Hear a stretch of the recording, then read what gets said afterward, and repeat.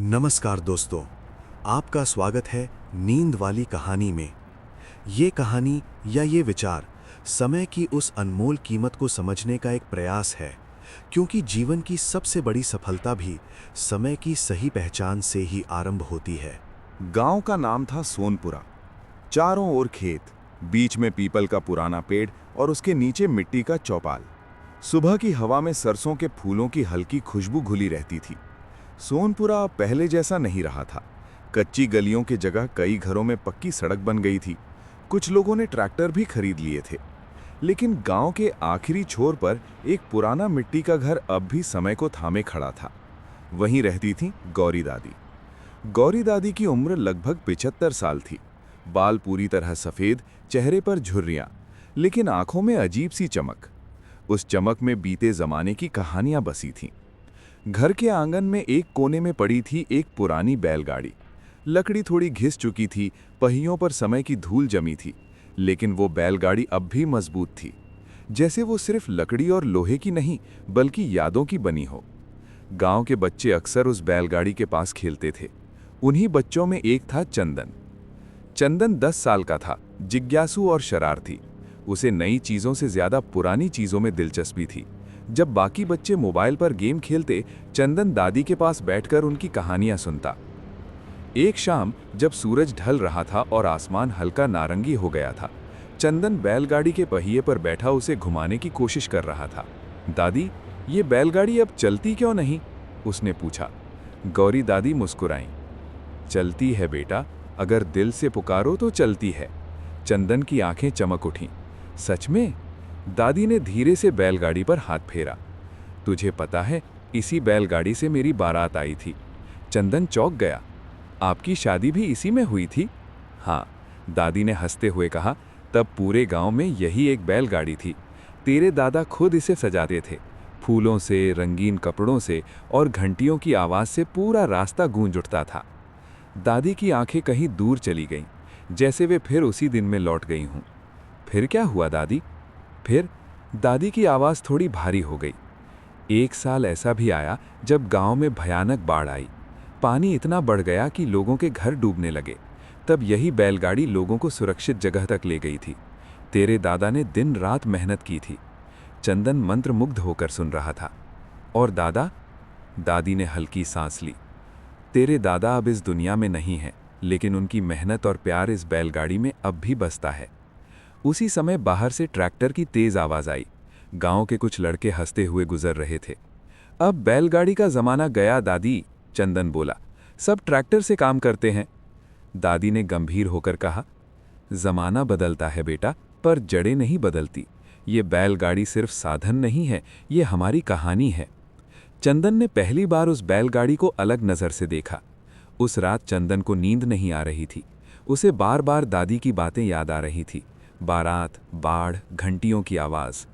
अचानक बाहर से हल्की सी खनक सुनाई दी। टन टन, जैसे किसी ने घंटी हिलाई हो। चंदन उठकर खिड़की से बाहर देखने लगा। चांदनी आंगन में फैल रही थी। बैलगाड़ी चुपचाप खड़ी थी, लेकिन उसके पहिए थोड़े से हिले। चंदन की धड़कन तेज हो गई। क्या सच में बैलगाड़ी चल सकती है? क्या दादी ने सच कहा था, या ये सिर्फ हवा थी? चंदन धीरे धीरे बाहर आया। चांद की रोशनी में बैलगाड़ी चमक रही थी। उसने हाथ बढ़ाकर पहिए को छुआ। अचानक उसे लगा जैसे बैलगाड़ी के अंदर से कोई पुरानी धुन सुनाई दे रही हो, घंटियों की, हंसी की और किसी की आवाज की। चंदन, वो चौंक गया। आवाज बहुत हल्की थी, लेकिन साफ थी।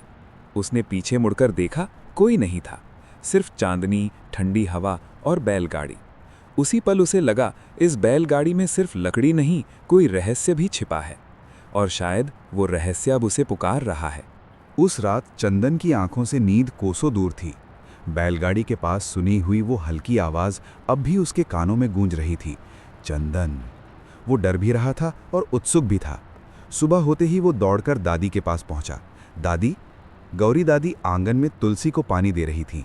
क्या हुआ बेटा, आज इतनी जल्दी? चंदन ने धीरे से पूछा। दादी, क्या कभी बैलगाड़ी अपने आप चल सकती है? दादी कुछ पल चुप रहीं। उनकी आंखों में एक गहराई उतर आई। तूने कुछ देखा क्या? चंदन ने सारी बात बता दी। चांदनी, पहियों का हिलना और वो आवाज़। दादी ने आह भरी। कुछ चीज़ें समझने के लिए उम्र चाहिए बेटा, लेकिन शायद अब समय आ गया है कि तुझे सब पता चले। चंदन की धड़कन तेज हो गई। क्या दादी? दादी उसे बैलगाड़ी के पास ले गई। उन्होंने पहिए के पास झुककर एक पुराना कपड़ा हटाया। उसके नीचे लकड़ी पर खुदे हुए कुछ शब्द दिखाई दिए। ये तेरे दादा ने खुदे थे, दादी बोली। क्या लिखा है? चंदन ने पढ़ने की कोशिश की। संकट में साथ, खुशियों में रथ। दादी की आंखें नम हो गईं। तेरे दादा कहते थे, ये बैलगाड़ी सिर्फ रास्ता तय नहीं करती, ये लोगों की किस्मत बदलती है। उसी समय गांव में शोर मच गया।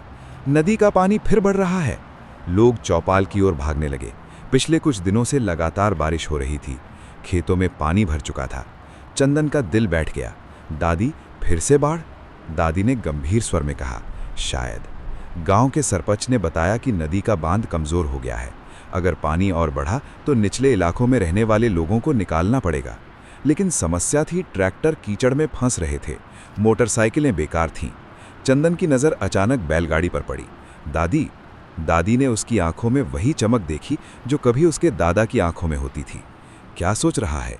ये बैलगाड़ी। दादी मुस्कुराई। तू समझ गया। चंदन ने गांव के कुछ लड़कों को बुलाया। पहले तो सब हंसे, अरे ये पुरानी गाड़ी क्या करेगी? लेकिन जब एक ट्रैक्टर सच में कीचड़ में धंस गया तो सबकी हंसी गायब हो गई। गौरी दादी ने खुद आगे बढ़कर बैलों की पुरानी रस्सियां निकालीं। रामू के खेत वाले मोती और हीरा अब भी ताकतवर हैं, उन्होंने कहा। मोती और हीरा, गांव के दो मजबूत बैल। कुछ ही देर में बैलगाड़ी तैयार हो गई। पहियों ने जैसे लंबे समय बाद सांस ली हो। चंदन ने घंटी को हल्के से हिलाया। टन टन, वही आवाज। दादी ने आकाश की ओर देखा। आज फिर तेरे दादा की जरूरत है। पहला सफर शुरू हुआ। बैलगाड़ी कीचड़ में धीरे धीरे आगे बढ़ रही थी। जहां ट्रैक्टर फिसल रहे थे वहां बैलगाड़ी संतुलन बनाए हुए थी। पहले चक्कर में उन्होंने 2 बुजुर्गों और एक बीमार बच्चे को सुरक्षित जगह पहुंचाया। लोगों की आंखों में अब उम्मीद थी। जल्दी करो, किसी ने चिल्लाया। बारिश तेज हो गई। पानी गलियों में भरने लगा। चंदन बैलगाड़ी के पीछे दौड़ रहा था। उसके पैरों में कीचड़ लग चुका था, लेकिन वो रुका नहीं। दूसरे चक्कर में कुछ महिलाएं और छोटे बच्चे बैठे। हर बार घंटी बजती, टन टन, और चंदन को महसूस होता जैसे कोई अदृश्य हाथ गाड़ी को संभाल रहा हो। रात गहराने लगी। अचानक एक झोपड़ी के पास से रोने की आवाज आई। मेरा बच्चा अंदर है, एक महिला चीख रही थी। पानी कमर तक पहुंच चुका था। सब लोग घबरा गए। चंदन ने दादी की ओर देखा। दादी ने बिना कुछ कहे सिर हिलाया। बैलगाड़ी को मोड़ना आसान नहीं था, लेकिन मोती और हीरा जैसे समझ रहे थे कि आज क्या करना है। चंदन ने पहली बार लगाम पकड़ ली। उसके हाथ कांप रहे थे, लेकिन दिल मजबूत था। बैलगाड़ी झोपड़ी के पास पहुंची। चंदन पानी में उतरा और अंदर भागा। अंधेरे में उसे एक छोटा बच्चा दिखाई दिया। वो उसे गोद में उठाकर बाहर आया। गांव वालों ने राहत की सांस ली। महिला रोते हुए बच्चे को सीने से लगा ली। दादी की आंखों से आंसू बह निकले। देखा, उन्होंने धीमे से कहा, ये सिर्फ गाड़ी नहीं है, ये भरोसा है। आखिरी चक्कर तक बारिश थोड़ी थम गई।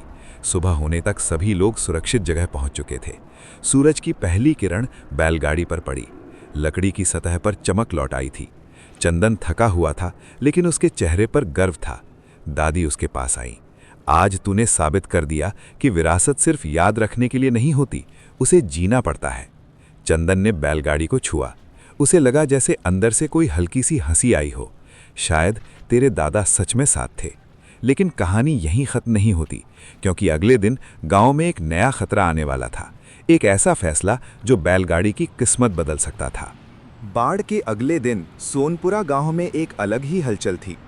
जहां कल तक पानी और डर का साया था, वहीं आज राहत और गर्व की हवा बह रही थी। हर चौपाल पर एक ही चर्चा थी, अगर बैलगाड़ी ना होती तो क्या होता। लोग गौरी दादी के घर के सामने इकट्ठा होने लगे। किसी ने दूध ला कर दिया, किसी ने गुड़, तो किसी ने मोती और हीरा के लिए हरी घास। चंदन थोड़ा संकोच में था, लेकिन अंदर ही अंदर उसे बहुत अच्छा लग रहा था। दादी मुस्कुरा रही थीं, पर उनकी आंखों में शांति के साथ एक अजीब सी चिंता भी थी। क्या हुआ दादी? चंदन ने पूछा। दादी ने आंगन के बाहर सड़क की ओर इशारा किया। गांव में एक सफ़ेद जीप आकर रुकी। उस पर लिखा था जिला विकास कार्यालय। जीप से 2 लोग उतरे, एक अधिकारी और एक मुंशी। उनके हाथ में फाइलें थीं। गांव वाले इकट्ठा हो गए। अधिकारी ने ऊंची आवाज में कहा, सरकार ने निर्णय लिया है कि सोनपुरा में नई सड़क और गोदाम बनाए जाएंगे। इसके लिए कुछ पुराने मकानों और खाली जमीन का अधिग्रहण किया जाएगा। गांव में फुसफुसाहट शुरू हो गई। किसकी जमीन? कहाँ बनेगा गोदाम? मुंशी ने कागज खोलकर पढ़ना शुरू किया। गांव के अंतिम छोर पर स्थित मिट्टी का मकान और उससे लगी जमीन। चंदन का दिल धक से रह गया। वो वही मकान था, गौरी दादी का घर। दादी शांत खड़ी रहीं। अधिकारी उनके पास आया। माँ जी, सरकार आपको मुआवजा देगी, नया पक्का घर मिलेगा। ये पुराना मकान तो वैसे भी गिरने लायक है। चंदन बीच में बोल पड़ा, लेकिन ये हमारा घर है और ये बैलगाड़ी। अधिकारी ने हल्की हंसी के साथ कहा, बेटा, अब बैलगाड़ी का जमाना नहीं रहा। विकास के लिए कुछ त्याग करना पड़ता है। ये शब्द दादी के दिल में चुभ गए। उन्होंने धीरे से कहा, विकास अगर जड़ों को काट दे तो वो विकास नहीं होता बेटा। लेकिन अधिकारी ने नोटिस थमा दिया। 1 महीने का समय है। जीप चली गई। गांव में सन्नाटा छा गया। चंदन की आंखों में आंसू आ गए। दादी, हम घर छोड़ देंगे। दादी ने बैलगाड़ी की ओर देखा। घर मिट्टी का होता है, पर असली घर यादों का होता है। पर ये बैलगाड़ी? दादी ने लकड़ी पर हाथ फेरा। ये यहीं रहेगी या जहां इसकी इज्जत हो। उस शाम चंदन अकेला बैलगाड़ी के पास बैठा था। सूरज ढल रहा था। क्या सच में सब खत्म हो जाएगा? उसने धीरे से कहा। हवा चली। घंटी हल्की सी बजी। टन। चंदन ने आंखें बंद की। उसे लगा जैसे दादा की आवाज फिर सुनाई दे रही हो, हार मत मान बेटा। अचानक उसके मन में एक विचार आया। अगर ये बैलगाड़ी सिर्फ दादी की नहीं, पूरे गांव की विरासत है, तो क्या पूरा गांव इसे बचा नहीं सकता? वो दौड़कर चौपाल पहुंचा। सुनो सब लोग। लोग मुड़े। अगर कल बैलगाड़ी ना होती तो हम में से कितने लोग बचते? सब चुप थे। ये सिर्फ दादी का घर नहीं है, ये हमारी पहचान है। सरपंच आगे आए। बात तो सही है, पर सरकार से कैसे लड़ेंगे? चंदन ने कहा, लड़ाई नहीं, समझाएंगे। अगर हम साबित कर दें कि ये बैलगाड़ी गांव की धरोहर है तो शायद। गांव के मास्टर जी बोले, हम इसे ग्राम विरासत घोषित करने की अर्जी दे सकते हैं। आशा की एक किरण जगी। दादी दूर से सब सुन रही थीं। उनकी आंखों में गर्व था। शायद वक्त फिर से हमारी परीक्षा ले रहा है, उन्होंने मन ही मन कहा। अगले दिन से गांव में नई तैयारी शुरू हो गई। बच्चे पोस्टर बनाने लगे, हमारी बैलगाड़ी हमारी शान। महिलाएं हस्ताक्षर जुटाने लगीं। चंदन हर घर गया, लेकिन गांव में सब एक जैसे नहीं थे। कुछ लोग बोले, अरे मुआवजा मिलेगा तो अच्छा है, पक्का घर मिलेगा। कुछ ने कहा, सरकार से उलझना ठीक नहीं। चंदन का हौसला डगमगाने लगा। उसी रात वो फिर बैलगाड़ी के पास गया। चांदनी फैली थी। उसने धीरे से कहा, अगर तुम सच में हमारी हो तो कोई रास्ता दिखाओ। अचानक हवा तेज चली। बैलगाड़ी का एक पुराना तख्ता हल्का सा खिसक गया। नीचे से कुछ गिरा, एक छोटा सा लोहे का डिब्बा। चंदन चौंक गया। उसने डिब्बा उठाया। उसमें एक पुराना कागज था, जिस पर दादा की लिखावट में कुछ लिखा था। चंदन की सांस रुक गई। क्या उस कागज में कोई ऐसा राज है जो सब कुछ बदल सकता है? चांदनी रात में चंदन के हाथ कांप रहे थे। लोहे का छोटा सा डिब्बा उसके सामने खुला पड़ा था। अंदर रखा पुराना कागज हल्का पीला पड़ चुका था, किनारे से थोड़ा फटा हुआ। दादा का लिखा हुआ। चंदन ने फुसफुसाते हुए कहा। उसने सावधानी से कागज खोला। स्याही थोड़ी फीकी पड़ चुकी थी, लेकिन शब्द साफ पढ़े जा सकते थे। यदि कभी इस घर और बैलगाड़ी पर संकट आए तो याद रखना, ये केवल लकड़ी और मिट्टी नहीं, ये सोनपुरा की आत्मा है। इस बैलगाड़ी के नीचे गांव की पहली सभा का निर्णय दफन है कि ये स्थान सदैव जनसेवा के लिए रहेगा। चंदन की आंखें फैल गईं। जनसेवा के लिए रहेगा? उसने जल्दी से बाकी पढ़ा। आज़ादी के बाद जब सोनपुरा में पहली पंचायत बनी, तब इसी आंगन में बैठकर फैसला हुआ था कि ये ज़मीन और बैलगाड़ी गांव की धरोहर होगी। इसका उपयोग केवल लोगों की मदद के लिए होगा। राम प्रसाद। राम प्रसाद यानी चंदन के दादा। चंदन का दिल जोर से धड़कने लगा। अगर ये सच है तो सरकार ये जमीन ऐसे कैसे ले सकती है? वो दौड़ता हुआ दादी के कमरे में गया। दादी, देखो। गौरी दादी ने चश्मा लगाया और पत्र पढ़ने लगी। पढ़ते पढ़ते उनकी आंखें भर आईं। मुझे याद है वो दिन। क्या हुआ था दादी? दादी धीरे धीरे बताने लगी। आज़ादी के बाद गांव में बहुत गरीबी थी। लोग एकजुट होकर काम करना चाहते थे। तेरे दादा ने कहा था, ये बैलगाड़ी सिर्फ हमारे परिवार की नहीं, पूरे गांव की है। तभी पंचायत ने फैसला किया था कि ये ज़मीन जनसेवा के लिए रहेगी। लेकिन दादी, क्या इसका कोई रिकॉर्ड है? दादी कुछ पल चुप रहीं। शायद पंचायत के पुराने रजिस्टर में। सुबह होते ही चंदन और दादी सरपंच के घर पहुंचे। सरपंच ने पत्र पढ़ा। अगर ये सच है तो हमारे पास मजबूत आधार है। मास्टर जी भी बुलाए गए। उन्होंने कहा, हमें पंचायत भवन में रखे पुराने रजिस्टर देखने होंगे। अगर उसमें ये निर्णय दर्ज है तो हम सरकारी नोटिस को चुनौती दे सकते हैं। गांव के कुछ लोग उत्साहित थे, लेकिन कुछ अब भी संशय में थे। कौन पुराने कागज ढूंढेगा, कौन दफ्तरों के चक्कर लगाएगा? चंदन ने दृढ़ आवाज में कहा, मैं जाऊंगा। दादी ने उसके कंधे पर हाथ रखा। तू अकेला नहीं है बेटा। उस दिन पंचायत भवन का पुराना कमरा खोला गया। अंदर धूल भरी अलमारियां थीं, पुरानी फाइलें, रजिस्टर और मकड़ी के जाले। मास्टर जी ने एक एक रजिस्टर खोलना शुरू किया। घंटों बीत गए। चंदन की उम्मीद कम होने लगी। तभी मास्टर जी अचानक रुक गए। रुको। उन्होंने एक मोटा रजिस्टर खोला। साल 1950। पन्ने पलटे गए और फिर ये रहा। पन्ने पर साफ लिखा था, सोनपुरा ग्राम सभा का निर्णय, राम प्रसाद की बैलगाड़ी एवं उससे जुड़ी भूमि को ग्राम धरोहर घोषित किया जाता है। इसका उपयोग केवल जनसेवा हेतु होगा। कमरे में सन्नाटा छा गया। चंदन की आंखों में खुशी चमक उठी। हम जीत सकते हैं, सरपंच बोले। हमें इसकी कॉपी बनवाकर जिला कार्यालय में देनी होगी। लेकिन तभी दरवाजे पर आवाज आई। वही सरकारी अधिकारी खड़ा था। अच्छा, तो आप लोग तैयारी कर रहे हैं? उसकी आवाज में हल्की सख्ती थी। देखिए, ये सब पुराने कागज हैं।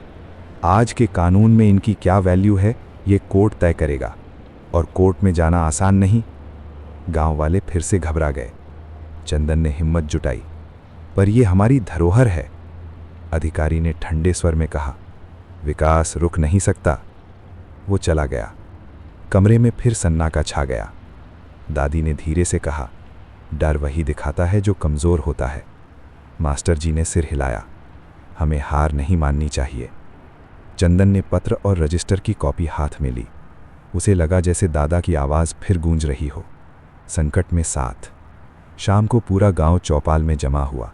सरपंच ने घोषणा की, हम जिला कार्यालय में सामूहिक आवेदन देंगे। अगर ज़रूरत पड़ी तो अदालत भी जाएंगे। गांव में पहली बार एक नई ऊर्जा महसूस हुई। लेकिन उसी रात, जब सब सो रहे थे, किसी ने चुपके से गौरी दादी के आंगन में कदम रखा।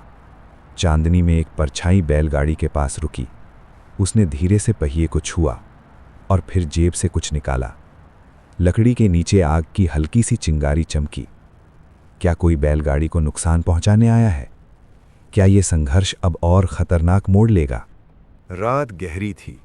सोनपुरा में हर घर की बत्ती बुझ चुकी थी। बस कहीं कहीं कुत्तों के भौंकने की आवाज आ रही थी। गौरी दादी के आंगन में चांदनी चुपचाप फैली हुई थी। बैलगाड़ी उसी जगह खड़ी थी, शांत, स्थिर, जैसे किसी पहरेदार की तरह। परछाई धीरे धीरे उसके पास झुकी। जेब से निकली माचिस की तीली रगड़ी गई। छोटी सी लौ चमकी। लकड़ी के नीचे सूखी घास रखी गई। चिंगारी ने घास को छुआ। धीरे धीरे धुआं उठने लगा। उसी समय मोती और हीरा ने बाड़े में हल्की आवाज की, हूं। चंदन की नींद खुल गई। उसे कुछ अजीब सा महसूस हुआ। वो उठकर खिड़की तक गया।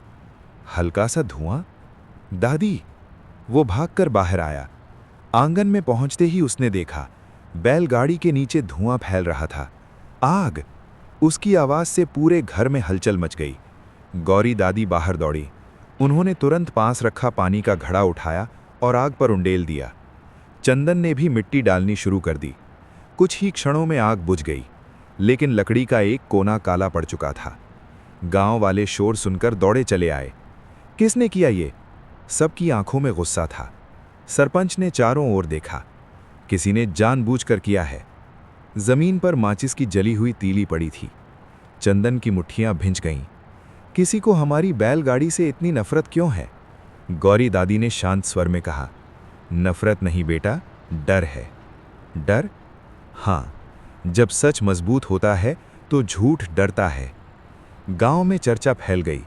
कुछ लोग कह रहे थे कि ये काम उन लोगों का हो सकता है जो सरकारी परियोजना के पक्ष में है। कुछ ने शक जताया कि बाहर से आए किसी आदमी ने किया होगा, लेकिन कोई सबूत नहीं था। मास्टर जी बोले, ये साफ है कि कोई नहीं चाहता कि ये धरोहर बची रहे। चंदन बैलगाड़ी के पास बैठ गया। उसने काले पड़े हिस्से को छुआ। तुम्हें कुछ नहीं होने दूंगा, उसने धीरे से कहा। दादी उसके पास बैठ गईं। याद रख, आग लकड़ी को जला सकती है, पर इरादे को नहीं। सुबह होते ही गांव के बढ़ई को बुलाया गया। उसने लकड़ी का जला हुआ हिस्सा ध्यान से देखा। नुकसान ज्यादा नहीं है, इसे ठीक किया जा सकता है। गांव के कुछ युवक आगे आए। हम पहरा देंगे रात में। पहली बार ऐसा हुआ कि बैलगाड़ी के चारों ओर लोगों की चौकीदारी लग गई। शाम को चौपाल में बैठक हुई। सरपंच ने कहा, यह सिर्फ बैलगाड़ी की लड़ाई नहीं है, ये हमारी एकता की परीक्षा है। एक बुजुर्ग बोले, अगर हम डर गए तो आने वाली पीढ़ी क्या सीखेगी? चंदन चुपचाप सब सुन रहा था। उसी समय एक आदमी आगे आया, रघुवीर। वो गांव का ही था, लेकिन पिछले कुछ दिनों से सरकारी अधिकारियों के साथ देखा जा रहा था। देखो, उसने कहा, मैं कहता हूं कि सरकार से टकराना ठीक नहीं। अगर वो विकास करना चाहती है तो हमें सहयोग करना चाहिए। कुछ लोग सहमति में सिर हिलाने लगे। चंदन ने हिम्मत जुटाई। अगर विकास के नाम पर हमारी पहचान मिटा दी जाए तो वो कैसा विकास? रघुवीर ने तीखी नजर से उसे देखा। तू बच्चा है, इन बातों को नहीं समझेगा। गौरी दादी ने दृढ़ स्वर में कहा, सच समझने के लिए उम्र नहीं, दिल चाहिए। चौपाल में तालियां गूंज उठीं। रघुवीर चुप हो गया, लेकिन उसकी आंखों में असंतोष साफ था। रात को फिर पहरा लगा। चंदन भी वहीं बैठा रहा। आकाश में तारे चमक रहे थे। उसने बैलगाड़ी के पहिए को छुआ। अचानक उसे लगा जैसे अंदर से हल्की सी गर्माहट आ रही हो, जैसे कोई कह रहा हो, डर मत। उसी समय दूर से कदमों की आहट आई। सब चौकन्ने हो गए, पर इस बार कोई आग लगाने नहीं आया था, बल्कि जिला मुख्यालय से एक साइकिल सवार डाकिया आया था। सरपंच जी के नाम चिट्ठी है। सरपंच ने पत्र खोला। उनका चेहरा गंभीर हो गया। क्या हुआ? मास्टर जी ने पूछा। सरपंच ने धीरे से कहा, 3 दिन बाद जिला अधिकारी खुद यहां निरीक्षण के लिए आ रहे हैं। चंदन की सांस रुक गई। 3 दिन, सिर्फ 3 दिन में उन्हें साबित करना होगा कि बैलगाड़ी सिर्फ एक पुरानी गाड़ी नहीं, बल्कि सोनपुरा की आत्मा है। क्या वो जिला अधिकारी को मना पाएंगे, या सरकारी मशीनरी उनकी उम्मीदों को कुचल देगी? और सबसे बड़ा सवाल, क्या रघुवीर चुप बैठने वाला है? सोनपुरा में पहली बार ऐसा माहौल था, जैसे कोई बड़ा त्योहार आने वाला हो। लेकिन ये उत्सव नहीं, परीक्षा थी। 3 दिन बाद जिलाधिकारी आने वाले थे।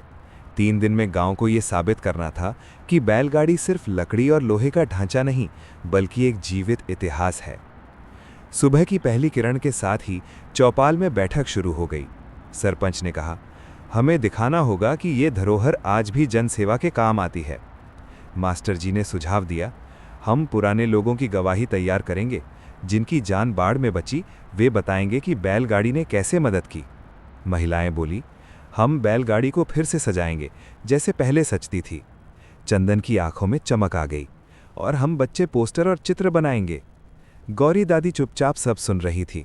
फिर उन्होंने कहा, सबसे जरूरी है सच को सम्मान के साथ पेश करना। पहला दिन, सफाई और मरम्मत। गांव के बढ़ई ने जले हुए हिस्से को ठीक किया। लकड़ी पर नया तेल लगाया गया। पहियों को घिसकर चमकाया गया। चंदन और उसके दोस्तों ने घंटियों को साफ किया। टन टन आवाज फिर से साफ और मधुर हो गई। दूसरा दिन, इतिहास की तैयारी। मास्टर जी ने पंचायत के पुराने रजिस्टर की कॉपी तैयार की। कुछ बुजुर्गों ने अपने अनुभव लिखवाए। एक बूढ़े काका बोले, जब मेरी टांग टूटी थी, इसी गाड़ी से मुझे अस्पताल ले जाया गया था। एक महिला बोली, बाढ़ की रात अगर ये गाड़ी ना होती तो मेरा बच्चा। उसकी आवाज़ भर्रा गई। चंदन ने ये सब ध्यान से सुना। उसे समझ में आने लगा कि बैलगाड़ी सिर्फ अतीत नहीं, वर्तमान भी है। तीसरा दिन, सजावट और अभ्यास। महिलाओं ने बैलगाड़ी पर रंगीन कपड़े बांधे, फूलों की माला सजाई गई, मोती और हीरा को नहलाकर उनके गले में नई घंटियां डाली गईं। पूरा आंगन जैसे फिर से बारात के दिन जैसा लगने लगा। लेकिन इस खुशी के बीच एक छाया अब भी थी, रघुवीर। वो दूर खड़ा सब देख रहा था। उसकी आंखों में बेचैनी थी। शाम को वो कुछ लोगों से फुसफुसाता दिखा। चंदन ने ये देखा पर कुछ कहा नहीं। रात को दादी ने उसे अपने पास बुलाया। डर लग रहा है? चंदन ने सच बताया। थोड़ा, अगर अधिकारी नहीं माने तो? दादी मुस्कुराई। जीत और हार बात की बात है, पहले हमें खुद को साबित करना है। कैसे? दिल से। अगली सुबह, निरीक्षण का दिन। गांव में सन्नाटा था। सड़क के किनारे लोग खड़े थे। दूर से जीप की आवाज आई। धूल उड़ाती हुई जीप चौपाल के सामने रुकी। जिलाधिकारी उतरे, गंभीर चेहरा, तेज नजर। उन्होंने चारों ओर देखा। तो यही है वो बैलगाड़ी? सरपंच आगे आए। जी साहब। अधिकारी बैलगाड़ी के पास गए। उन्होंने लकड़ी को छुआ, घंटी को हिलाया। टन, आवाज गूंजी। आप लोग इसे क्यों बचाना चाहते हैं? उन्होंने पूछा। चंदन आगे बढ़ा। उसके हाथ कांप रहे थे, लेकिन आवाज मजबूत थी। क्योंकि ये हमारी कहानी है। अधिकारी ने उसकी ओर देखा। कहानी से विकास नहीं होता बेटा। चंदन ने जवाब दिया, लेकिन कहानी के बिना विकास अधूरा होता है। गांव में हल्की फुसफुसाहट हुई। मास्टर जी ने रजिस्टर दिखाया। पुराना निर्णय पढ़कर सुनाया गया। बुजुर्गों ने अपनी गवाही दी। महिला ने बताया कि कैसे उसके बच्चे की जान बची। दादी अंत में आगे आईं। उन्होंने शांत स्वर में कहा, साहब, ये ज़मीन अगर आप ले भी लें तो नई इमारत बन जाएगी, लेकिन जो भरोसा यहाँ से उठेगा वो कहाँ मिलेगा? अधिकारी कुछ पल चुप रहे। उसी समय रघुवीर आगे आया। साहब, गांव के कुछ लोग विकास चाहते हैं। गोदाम बनेगा तो रोजगार मिलेगा। गांव में फिर हलचल हुई। स्थिति फिर से तनावपूर्ण हो गई। अधिकारी ने दोनों पक्षों को देखा। मैं अंतिम निर्णय 1 हफ्ते में सुनाऊंगा, उन्होंने कहा। जीप चली गई। गांव में फिर सन्नाटा। 1 हफ्ता, 7 दिन की प्रतीक्षा। चंदन ने बैलगाड़ी के पहिए को छुआ। अब क्या होगा? हवा चली, घंटी हिली, टन, जैसे जवाब मिला हो। इंतजार। लेकिन क्या यह इंतजार उम्मीद लाएगा या एक नई चुनौती? और रघुवीर की अगली चाल क्या होगी? जिला अधिकारी के जाने के बाद सोनपुरा जैसे सांस रोककर खड़ा था। 7 दिन हर किसी के लिए अलग अर्थ रखते थे। कुछ लोग आशा में थे, कुछ संशय में, और कुछ चुपचाप इंतजार कर रहे थे कि हवा किस दिशा में बहेगी। पहला दिन शांति से बीता, लेकिन दूसरे ही दिन खबर फैली कि रघुवीर जिला मुख्यालय गया है। क्यों गया होगा? किसी ने पूछा। मास्टर जी ने गंभीर स्वर में कहा, शायद अपनी तरफ से कुछ और बात रखने। चंदन का मन बेचैन हो उठा। उसे पहली बार समझ आया कि लड़ाई सिर्फ कागज की नहीं, विचारों की भी होती है। तीसरे दिन गांव के कुछ युवक आपस में बहस करने लगे। अगर गोदाम बन गया तो काम मिलेगा, एक ने कहा। दूसरा बोला, लेकिन धरोहर चली जाएगी। धीरे धीरे गांव 2 हिस्सों में बंटता दिखने लगा। गौरी दादी ने चौपाल में सबको बुलाया। बंटकर हम कुछ नहीं जीत सकते, उन्होंने कहा। अगर फैसला हमारे खिलाफ भी जाए तो भी हमें एक रहना होगा। उनकी आवाज में वही दृढ़ता थी जो बाढ़ की रात थी। चौथे दिन अचानक एक अफवाह फैली। सरकार ने निर्णय कर लिया है, बैलगाड़ी हटेगी। ये सुनकर कई लोग निराश हो गए। चंदन बैलगाड़ी के पास बैठ गया। क्या सच में सब खत्म हो जाएगा? उसे याद आया, दादा का पत्र, रजिस्टर, गवाही, बाढ़ की रात। नहीं, उसने खुद से कहा, सच इतनी जल्दी हार नहीं सकता। 5वें दिन रघुवीर वापस लौटा। उसके चेहरे पर आत्मविश्वास था। तैयार रहो, उसने कुछ लोगों से कहा। अब बदलाव तय है। चंदन ने यह सुन लिया। उसका दिल धड़कने लगा। वो दादी के पास गया। अगर फैसला हमारे खिलाफ आया तो? दादी ने शांत स्वर में कहा, तो हम फिर सोचेंगे, पर अभी हार क्यों माने? छठे दिन शाम को गांव में एक और घटना हुई। मूती अचानक बीमार पड़ गया। वो बैलगाड़ी का एक मुख्य बैल था। गांव का वैद्य बुलाया गया। थकान और तनाव है, वैद्य ने कहा। इसे आराम चाहिए। चंदन ने मोती के सिर पर हाथ फेरा। तू ठीक हो जाएगा ना? मोती ने धीमे से आंखें झपकाईं, जैसे वो भी समझ रहा हो कि ये सिर्फ बीमारी नहीं, एक परीक्षा है। 7वां दिन आ गया। सुबह से ही चौपाल पर भीड़ जमा थी। दूर से फिर वही जीप दिखाई दी। इस बार सबकी सांसें थमी हुई थीं। जिला अधिकारी उतरे। उनके हाथ में एक फाइल थी। उन्होंने चारों ओर देखा। बैलगाड़ी सजी हुई थी। मोती आराम से खड़ा था। गांव वाले एकजुट होकर खड़े थे। अधिकारी ने फाइल खोली। सोनपुरा के लोगों, उन्होंने कहना शुरू किया, आपकी अर्जी और दस्तावेजों की जांच की गई है। चंदन की धड़कन इतनी तेज थी कि उसे अपनी आवाज सुनाई नहीं दे रही थी। पंचायत के 1950 के निर्णय और हाल की जनसेवा को देखते हुए गांव में सन्नाटा। ये बैलगाड़ी और इससे जुड़ी भूमि को अस्थायी रूप से ग्राम विरासत का दर्जा दिया जाता है। कुछ पल के लिए जैसे समय रुक गया, फिर अचानक तालियों और जयकारों की आवाज गूंज उठी। दादी ने आसमान की ओर देखा। राम प्रसाद, सुन रहे हो? लेकिन अधिकारी ने हाथ उठाकर शांति कराई। ये दर्जा 1 वर्ष के लिए है। अगर ये स्थान वास्तव में जनसेवा और सामुदायिक उपयोग में सक्रिय रहेगा, तभी इसे स्थायी मान्यता मिलेगी।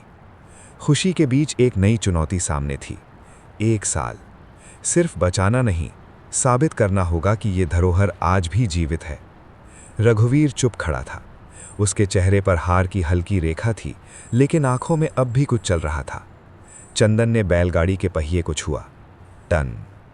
घंटी बजी, जैसे कह रही हो, युद्ध अभी बाकी है। अब सवाल ये था, इस 1 साल में सोनपुरा क्या करेगा? क्या बैलगाड़ी सच में गांव की सेवा का केंद्र बन पाएगी? और रघुवीर क्या नई चाल चलेगा? जिला अधिकारी के जाने के बाद सोनपुरा में उत्साह था, लेकिन साथ ही जिम्मेदारी का बोझ भी। सिर्फ 1 साल, ये शब्द हर किसी के मन में गूंज रहे थे। गौरी दादी ने उसी शाम चौपाल में सभी को बुलाया। बैलगाड़ी को बीच में खड़ा किया गया।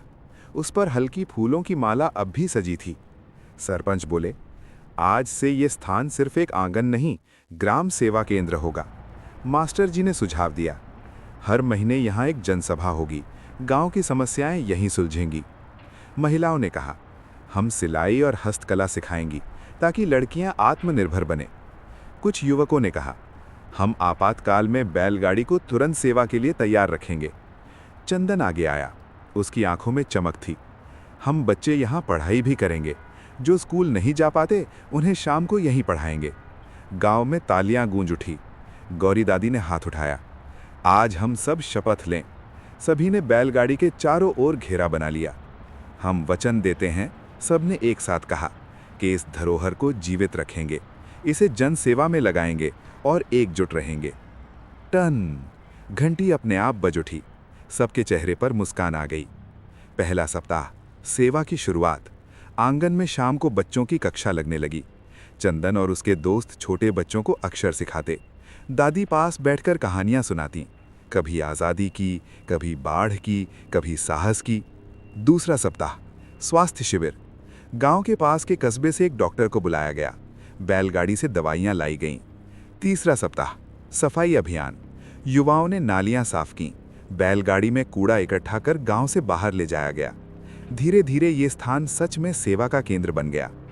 लेकिन रघुवीर चुप नहीं बैठा था।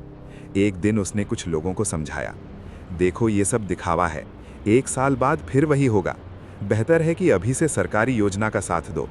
कुछ लोग डगमगाने लगे। चंदन ने ये सुना तो उसका मन दुखी हो गया। वो दादी के पास गया। कुछ लोग फिर से बंट रहे हैं। दादी ने कहा, जब रास्ता सही होता है तो कांटे भी आते हैं। उसी रात एक नई खबर आई। पास के गांव में एक महामारी फैल रही थी। लोग बीमार पड़ रहे थे। सोनपुरा के सरपंच चिंतित थे।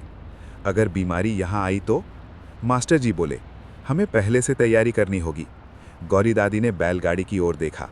फिर से समय आ गया है। अगले दिन बैलगाड़ी को दवाइयाँ और मास्क लाने के लिए कस्बे भेजा गया। मोती और हीरा तैयार खड़े थे। चंदन ने लगाम संभाली। रास्ता लंबा था, धूल उड़ रही थी, लेकिन इस बार सफर में डर कम, जिम्मेदारी ज्यादा थी। जब बैलगाड़ी दवाइयों से भरी वापस लौटी तो लोगों ने राहत की सांस ली। रघुवीर दूर खड़ा सब देख रहा था। उसके चेहरे पर उलझन थी। शायद उसे भी महसूस होने लगा था कि ये सिर्फ भावनाओं की लड़ाई नहीं, कर्म की भी है। रात को चंदन ने बैलगाड़ी के पास बैठकर कहा, हम सच में कर सकते हैं ना? हवा चली। टन। घंटी बजी, जैसे उत्तर मिला हो। हाँ, लेकिन असली परीक्षा अभी बाकी थी, क्योंकि महामारी धीरे धीरे सोनपुरा की सीमा तक पहुंच रही थी। क्या बैलगाड़ी फिर से गांव की ढाल बन पाएगी, या इस बार चुनौती उससे भी बड़ी होगी? सोनपुरा के चारों ओर बेचैनी फैलने लगी थी। पास के गांव भीरपुर से खबर आई कि कई लोग तेज बुखार और कमजोरी से बीमार पड़ रहे हैं। चौपाल में चिंता साफ दिखाई दे रही थी। अगर बीमारी यहां आई तो? एक महिला ने पूछा। मास्टर जी ने गंभीर स्वर में कहा, डर से नहीं, तैयारी से काम लेना होगा। गौरी दादी ने बैलगाड़ी की ओर देखा। समय फिर हमें पुकार रहा है। अगले ही दिन बैलगाड़ी को कस्बे भेजा गया। इस बार उसमें अनाज या लोग नहीं, दवाइयाँ, साबुन और ज़रूरी सामान था। मोती और हीरा जैसे समझ रहे थे कि ये सफ़र कितना ज़रूरी है। चंदन ने लगाम थामी। उसके साथ 2 युवक और थे। रास्ते में कई लोग पूछते, कहाँ जा रहे हो?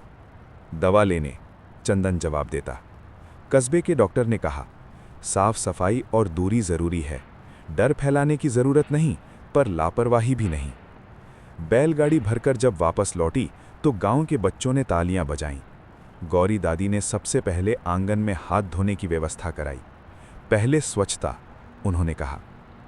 अगले कुछ दिनों तक सोनपुरा में सावधानी बरती गई। लोग भीड़ से बचने लगे। बैलगाड़ी से रोज ज़रूरतमंद घरों तक दवा और राशन पहुंचाया जाता। चंदन को अब समझ आने लगा था, धरोहर सिर्फ कहानी नहीं, जिम्मेदारी होती है।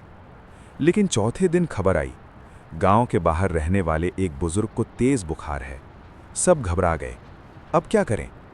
मास्टर जी ने कहा, उन्हें तुरंत कस्बे के अस्पताल ले जाना होगा। लेकिन रास्ता कच्चा था और एम्बुलेंस समय पर नहीं पहुंच सकती थी। सभी की नज़र एक साथ बैलगाड़ी पर गई। गौरी दादी ने दृढ़ स्वर में कहा, तैयार करो। मोती और हीरा फिर जोते गए।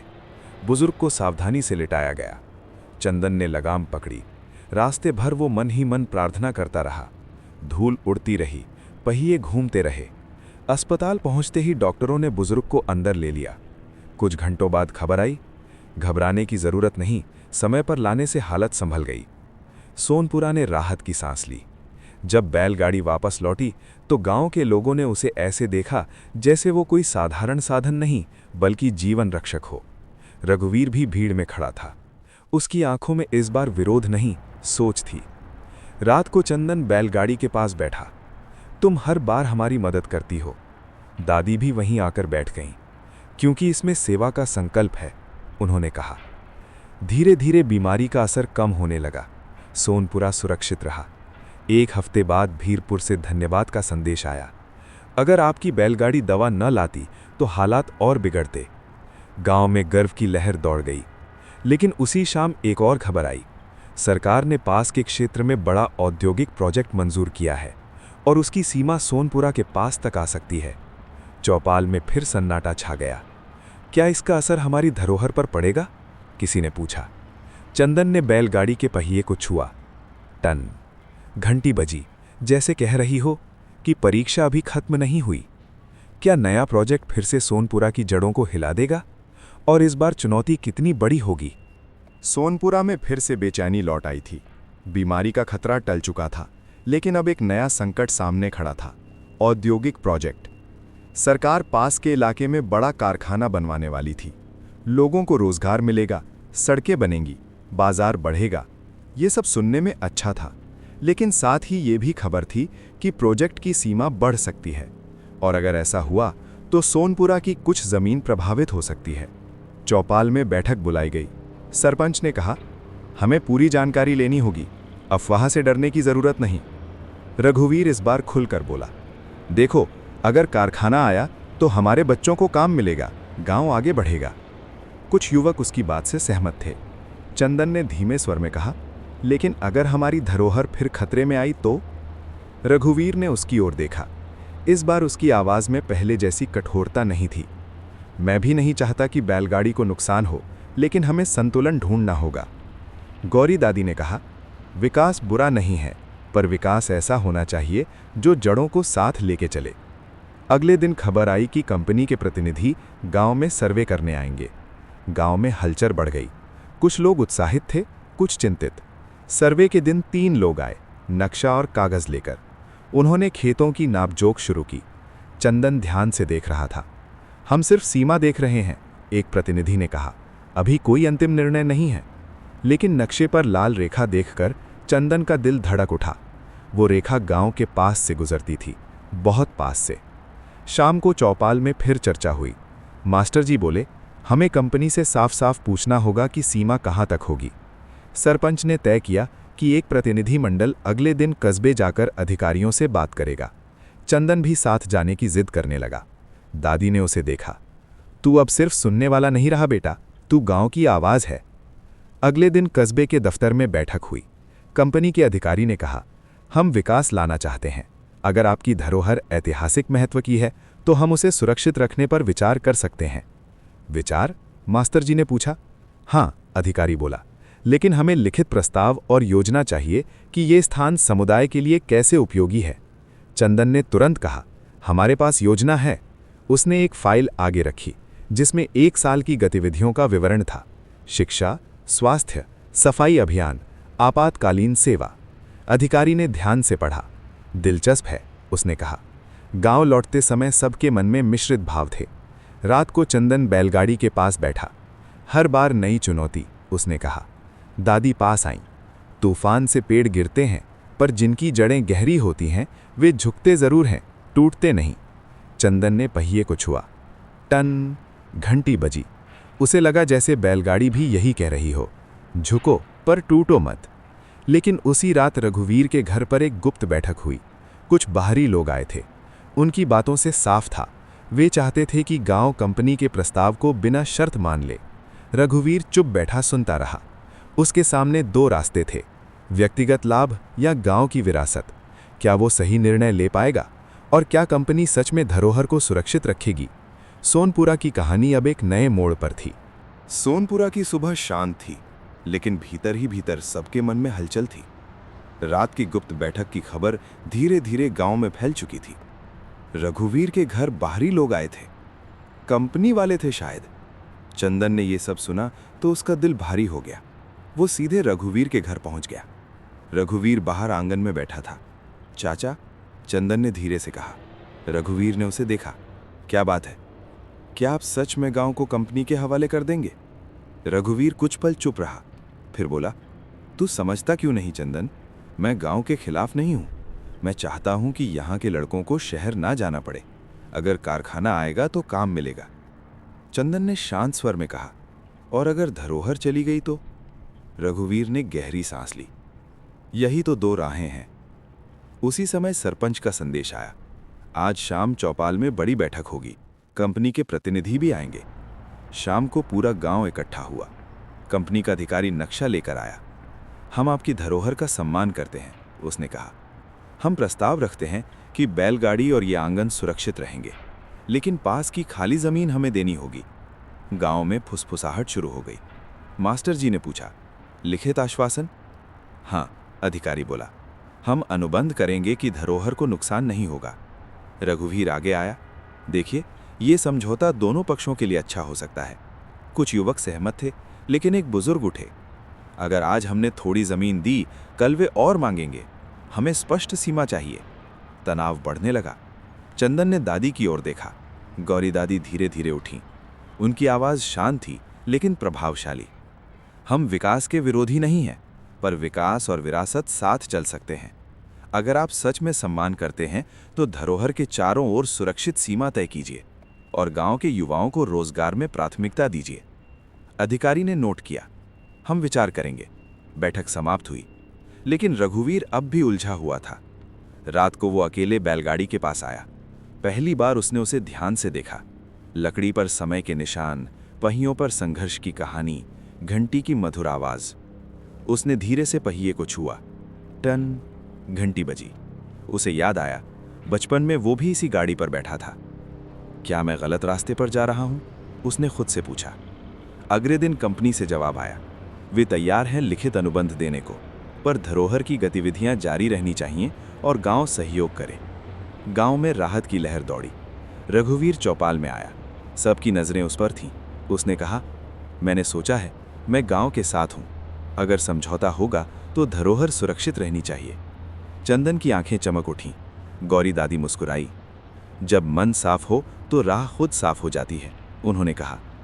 अब सामने नई शुरुआत थी, एक ऐसा समझौता जो विकास और विरासत दोनों को साथ ले जाए। लेकिन क्या कागज पर लिखा वादा सच में निभेगा, या भविष्य में फिर कोई नई परीक्षा आएगी? बैलगाड़ी शांत खड़ी थी। टन घंटी बजी, जैसे कह रही हो कहानी अभी बाकी है। सोनपुरा में आज एक अलग ही हलचल थी। चौपाल के सामने मेज और कुर्सियां लगाई गई थीं।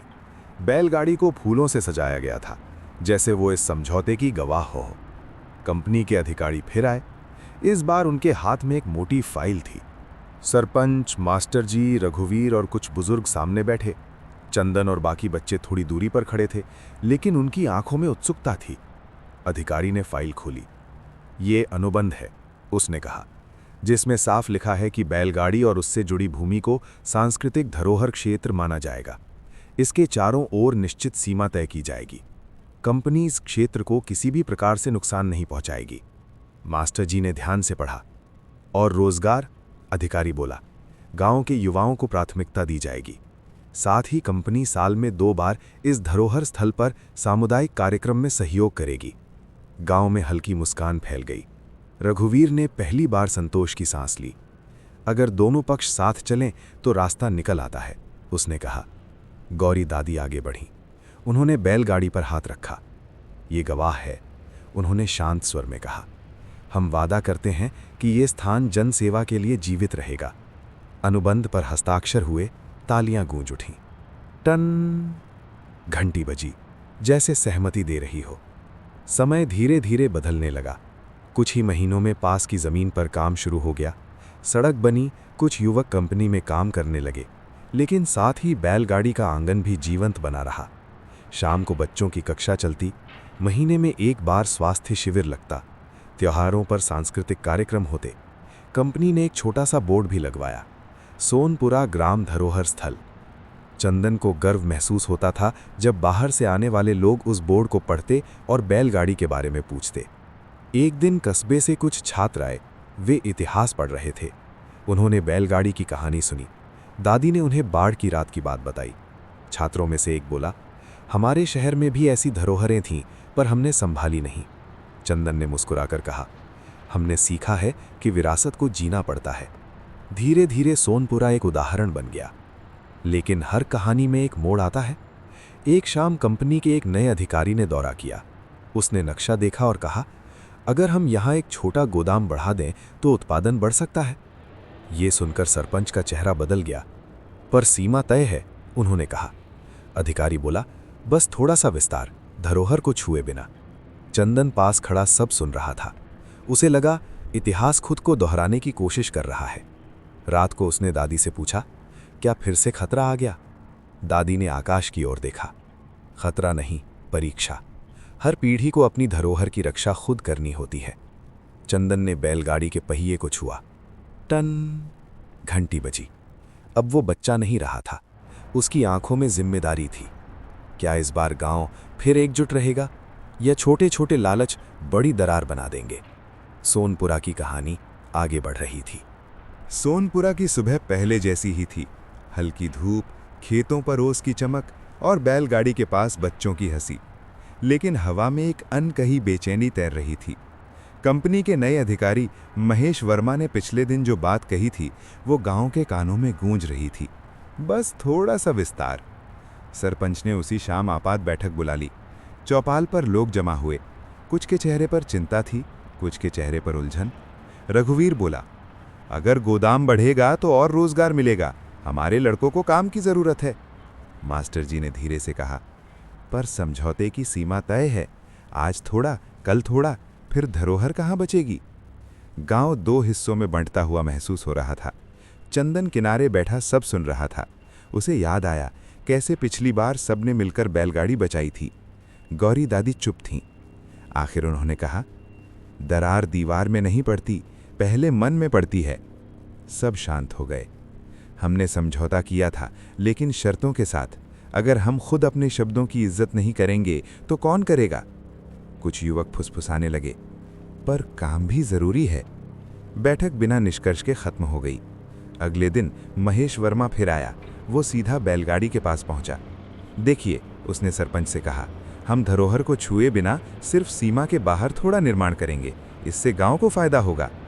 चंदन आगे आया, पर नक्शे में जो सीमा है वो सिर्फ जमीन की रेखा नहीं है, वो भरोसे की रेखा है। महेश ने हल्की मुस्कान दी। बच्चे, बड़े लोगों की बातें समझना आसान नहीं होता। चंदन की आंखों में चमक आ गई। इतिहास समझने के लिए उम्र नहीं, समझ चाहिए। भीड़ में हलचल हुई। गौरी दादी ने बैलगाड़ी की घंटी को हल्का सा छुआ। टन, आवाज दूर तक गई। हम लिखित समझौते की प्रति फिर से पढ़ेंगे, दादी ने कहा, और अगर जरूरत पड़ी तो तहसील में जाकर बात रखेंगे। महेश का चेहरा थोड़ा सख्त हो गया। कानूनी प्रक्रिया में समय लगता है, मास्टर जी बोले। सच का रास्ता हमेशा लंबा होता है। उसी रात कुछ अजीब हुआ। चंदन ने देखा बैलगाड़ी के पास रखे पत्थर हटाए जा रहे हैं। वो दौड़कर पहुंचा। 2 मजदूर अंधेरे में चुपचाप काम कर रहे थे। किसने कहा? चंदन ने पूछा। उन्होंने जवाब दिया, हमें आदेश मिला है, बस तैयारी कर रहे हैं। चंदन ने तुरंत सरपंच और मास्टर जी को खबर दी। गांव वाले लालटेन लेकर आ गए। महेश भी थोड़ी देर में पहुंचा। ये क्या हो रहा है? सरपंच गरजे। महेश बोला, बस प्रारंभिक नापजोख थी, इसमें गलत क्या है? गौरी दादी आगे आईं। गलत नीयत का पहला कदम ही सबसे खतरनाक होता है। भीड़ एकजुट हो गई। काम रोको, आवाजें उठीं। मजदूर पीछे हट गए। अगली सुबह सोनपुरा में खबर फैल गई, कंपनी समझौते की सीमा तोड़ने की कोशिश कर रही है। कस्बे के अखबार में छोटी सी खबर छपी। कुछ सामाजिक कार्यकर्ता भी आने लगे। सोनपुरा फिर से चर्चा में था। चंदन ने महसूस किया, ये सिर्फ जमीन की लड़ाई नहीं है, ये आत्मसम्मान की लड़ाई है। रात को उसने दादी से पूछा, अगर इस बार वे नहीं माने तो? दादी ने मुस्कुराकर कहा, तो हम फिर वही करेंगे जो हमेशा करते आए हैं, सच के साथ खड़े रहेंगे। टन, घंटी फिर बजी, लेकिन इस बार उसकी ध्वनि में चेतावनी थी। क्या कंपनी पीछे हटेगी या ये संघर्ष और गहरा होगा? सोनपुरा की धरती फिर एक नए इम्तिहान के लिए तैयार थी। सोनपुरा की सुबह आज सामान्य नहीं थी। गांव के कई लोग जल्दी उठ गए थे। सरपंच ने घोषणा कर दी थी, आज तहसील जाकर लिखित शिकायत दी जाएगी। चंदन भी तैयार खड़ा था। उसने अपनी छोटी सी डायरी जेब में रखी। उसे लगा आज जो होगा वो इतिहास का हिस्सा बनेगा। गौरी दादी ने बैलगाड़ी के पहिए पर हाथ फेरा। सच की राह लंबी होती है, उन्होंने कहा, पर मंजिल पक्की होती है। टन, घंटी बजी।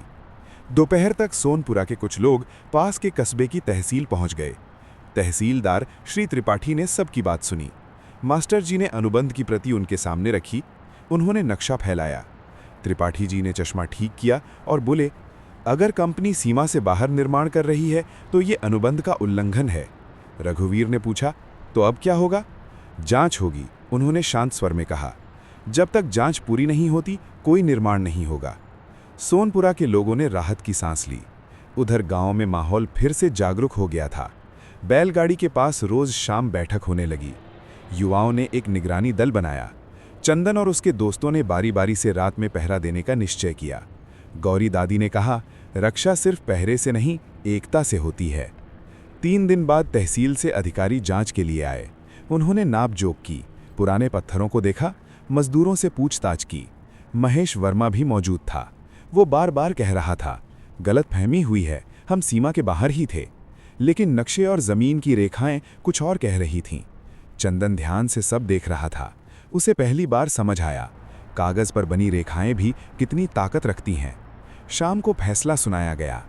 प्रारंभिक जांच में सीमा का अतिक्रमण पाया गया है, अधिकारी ने कहा। जब तक अंतिम निर्णय नहीं आता कोई विस्तार नहीं होगा। गांव में हल्की खुशी की लहर दौड़ गई। महेश का चेहरा तना हुआ था। वो बोला, ठीक है, हम आदेश का पालन करेंगे। लेकिन उसकी आंखों में असंतोष साफ दिख रहा था। रात को चौपाल पर दीपक जलाए गए। मास्टर जी बोले, ये जीत नहीं, चेतावनी है, हमें सतर्क रहना होगा। रघुवीर ने सिर हिलाया, हम साथ रहेंगे। चंदन ने दादी की ओर देखा, क्या अब खतरा टल गया? दादी ने धीरे से कहा, जब तक मन में लालच है खतरा रहता है, पर जब तक मन में साहस है डर नहीं रहता। टन। घंटी की आवाज इस बार साफ और दृढ़ थी। लेकिन उसी रात महेश ने अपने दफ्तर में फोन उठाया। गांव वाले अड़ गए हैं, उसने कहा। अगर ऊपर से दबाव नहीं आया तो परियोजना अटक जाएगी। दूसरी ओर से धीमी आवाज आई, देखते हैं कुछ और रास्ते भी होते हैं। महेश ने फोन रख दिया। उसकी मुस्कान रहस्यमयी थी। सोनपुरा में लोग चैन की नींद सो रहे थे। उन्हें लगा सच की राह पर पहला कदम सफल रहा, पर उन्हें ये नहीं पता था कि अगला कदम और कठिन होने वाला है। क्या कंपनी दबाव बनाएगी? क्या सोनपुरा फिर किसी नए षड्यंत्र का सामना करेगा? बैलगाड़ी की घंटी हवा में धीरे धीरे हिल रही थी, जैसे आने वाले तूफान की आहट सुन रही हो। सोनपुरा में कुछ दिनों तक शांति रही। जांच की खबर के बाद कंपनी की ओर से कोई हलचल नहीं दिखी। लोगों ने सोचा शायद अब मामला ठंडा पड़ गया है, लेकिन शांति के भीतर अक्सर सबसे गहरी हलचल छिपी होती है। एक सुबह खबर फैली, कंपनी ने गांव के कुछ युवाओं को शहर में प्रशिक्षण के लिए बुलाया है। रघुवीर का बेटा मोहन और उसके साथ 4-5 लड़के चयनित हुए थे। ये तो अच्छी बात है, रघुवीर ने कहा, लड़कों का भविष्य सुधरेगा। मास्टर जी ने हल्की चिंता जताई, समय ठीक नहीं है पर अवसर भी जरूरी है। चंदन को कुछ अजीब लगा। उसे याद आया महेश की वो रहस्यमयी मुस्कान। 2 हफ्ते बाद मोहन और बाकी युवक लौटे। वे बदले हुए थे, उनके कपड़े, उनका व्यवहार सब अलग। मोहन ने चौपाल में कहा, कंपनी गांव के लिए बहुत कुछ करना चाहती है। अगर हम थोड़ा सहयोग कर दें तो यहां बड़ा प्रोजेक्ट आ सकता है। कौन सा सहयोग? सरपंच ने पूछा। मोहन बोला, बस धरोहर क्षेत्र की सीमा में थोड़ी फेरबदल, बैलगाड़ी को थोड़ा पीछे खिसका दें ताकि विस्तार हो सके। चौपाल में सन्नाटा छा गया। चंदन की मुट्ठियां भींच गईं। बैलगाड़ी कोई सामान नहीं है जिसे खिसका दिया जाए, उसने कहा, पर गांव का विकास भी जरूरी है। गांव में फिर 2 मत बनने लगे। कुछ युवक मोहन के साथ थे। वे कहते, रोजगार पहले, विरासत बाद में। दूसरी ओर बुजुर्ग और बच्चे खड़े थे। वे कहते, विरासत बची रहेगी तो पहचान बचेगी। दरार अब साफ दिखने लगी थी। उसी रात गौरी दादी ने चंदन को बुलाया। तुम्हें याद है बाढ़ वाली रात? हाँ दादी, चंदन बोला। तब भी लोग डरे हुए थे, पर हमने साथ छोड़ा नहीं। आज डर नहीं, लालच है, और लालच से बड़ी बाढ़ कोई नहीं। चंदन ने पूछा, तो क्या करें? दादी ने धीरे से कहा, सच को फिर सामने लाना होगा। सबको याद दिलाना होगा कि ये बैलगाड़ी सिर्फ लकड़ी और पहियों की नहीं है। टन घंटी बजी, इस बार जैसे चेतावनी दे रही हो। अगले दिन मास्टर जी ने स्कूल में विशेष सभा रखी। उन्होंने बच्चों से कहा, तुम अपने घरों में जाओ, अपने माता पिता से पूछो बैलगाड़ी ने उनके लिए क्या किया है। शाम को गांव में अलग ही दृश्य था। बच्चे अपने अपने घरों में पुरानी कहानियां सुन रहे थे। किसी ने बताया कैसे बैलगाड़ी ने बीमार मां को अस्पताल पहुंचाया था। किसी ने कहा कैसे फसल बचाने में वही काम आई थी। कहानियां फिर से जीवित हो उठीं। तीसरे दिन चौपाल पर खुली बैठक हुई। हर परिवार ने अपनी कहानी सुनाई। मोहन भी बैठा था। जब उसकी बारी आई, वो चुप रहा। फिर धीमे से बोला, जब मेरी मां बीमार थीं, उन्हें भी इसी बैलगाड़ी से शहर ले जाया गया था। उसकी आवाज़ भर्रा गई। गांव में सन्नाटा था। महेश वर्मा दूर खड़ा ये सब देख रहा था। उसे उम्मीद नहीं थी कि गांव इस तरह अपनी यादों से जुड़ जाएगा। योजना थी युवाओं को आगे कर गांव में दरार डालना, लेकिन कहानी ने मोड़ ले लिया था। रात को मोहन दादी के पास आया। मुझसे गलती हो गई, उसने कहा। दादी मुस्कुराई। गलती से सीखना ही सबसे बड़ी समझ है। टन घंटी फिर बजी, इस बार जैसे राहत की सांस ले रही हो। लेकिन महेश अभी हार मानने वालों में से नहीं था। क्या वो कोई नई चाल चलेगा, या सोनपुरा की एकता उसे पीछे हटने पर मजबूर कर देगी? बैलगाड़ी चांदनी में शांत खड़ी थी, जैसे आने वाले निर्णय की प्रतीक्षा कर रही हो। सोनपुरा में अब माहौल बदल चुका था। मोहन और उसके साथियों की बातों ने जो दरार पैदा की थी, वो अब भरने लगी थी। लोग फिर एकजुट होने लगे थे। लेकिन महेश वर्मा चुप बैठने वालों में से नहीं था। एक सुबह अचानक खबर आई, कंपनी ने जिला कार्यालय में अपील दायर कर दी है। दलील ये थी कि धरोहर क्षेत्र की सीमा गलत मापी गई है। अगर सीमा बदल दी जाए तो विस्तार कानूनी हो जाएगा। ये खबर सुनकर सोनपुरा में फिर हलचल मच गई। सरपंच ने तुरंत बैठक बुलाई। ये उनका आखिरी दांव है, मास्टर जी ने कहा। अगर सीमा बदल गई तो सब बदल जाएगा। रघुवीर ने चिंतित स्वर में पूछा, अब क्या करें? चंदन खड़ा हुआ। उसकी आवाज़ अब पहले से अधिक स्थिर थी। हम सिर्फ विरोध नहीं करेंगे, हम अपने हक का प्रमाण भी देंगे। मास्टर जी ने पुरानी फाइलें निकाली। गांव के बुजुर्गों ने पुराने कागज ढूंढे। एक पुराना नक्शा मिला जो दशकों पहले पंचायत में दर्ज हुआ था। उसमें बैलगाड़ी का स्थान स्पष्ट चिन्हित था। गौरी दादी ने उसे देखा। ये नक्शा तुम्हारे दादा ने बनवाया था, उन्होंने कहा, ताकि आने वाली पीढ़ियां भूल न जाएं। टन घंटी बजी, जैसे पुराने समय की गवाही दे रही हो। जिला कार्यालय में सुनवाई का दिन तय हुआ। सोनपुरा से एक प्रतिनिधि मंडल गया, सरपंच, मास्टर जी, रघुवीर और इस बार चंदन भी। जिला अधिकारी के सामने दोनों पक्ष खड़े थे। महेश ने अपने वकील के साथ तर्क रखा। सीमा में त्रुटि है, हम विकास कार्य कर रहे हैं। मास्टर जी ने शांत स्वर में कहा, विकास और विरासत विरोधी नहीं है, पर शर्तों का सम्मान जरूरी है। उन्होंने पुराना नक्शा सामने रखा। जिला अधिकारी ने ध्यान से देखा। ये दस्तावेज प्रमाणित है? सरपंच बोले, हाँ, पंचायत के रिकॉर्ड में दर्ज है। चंदन ने हिम्मत जुटाकर कहा, सर, ये सिर्फ जमीन नहीं है, ये हमारी पहचान है। कमरे में कुछ पल के लिए सन्नाटा छा गया। सुनवाई लंबी चली। अंत में जिला अधिकारी ने कहा, अंतिम जांच तक धरोहर क्षेत्र की सीमा यथावत रहेगी, कोई परिवर्तन नहीं होगा। महेश का चेहरा उतर गया। गांव के लोगों के चेहरे पर संतोष छलक उठा।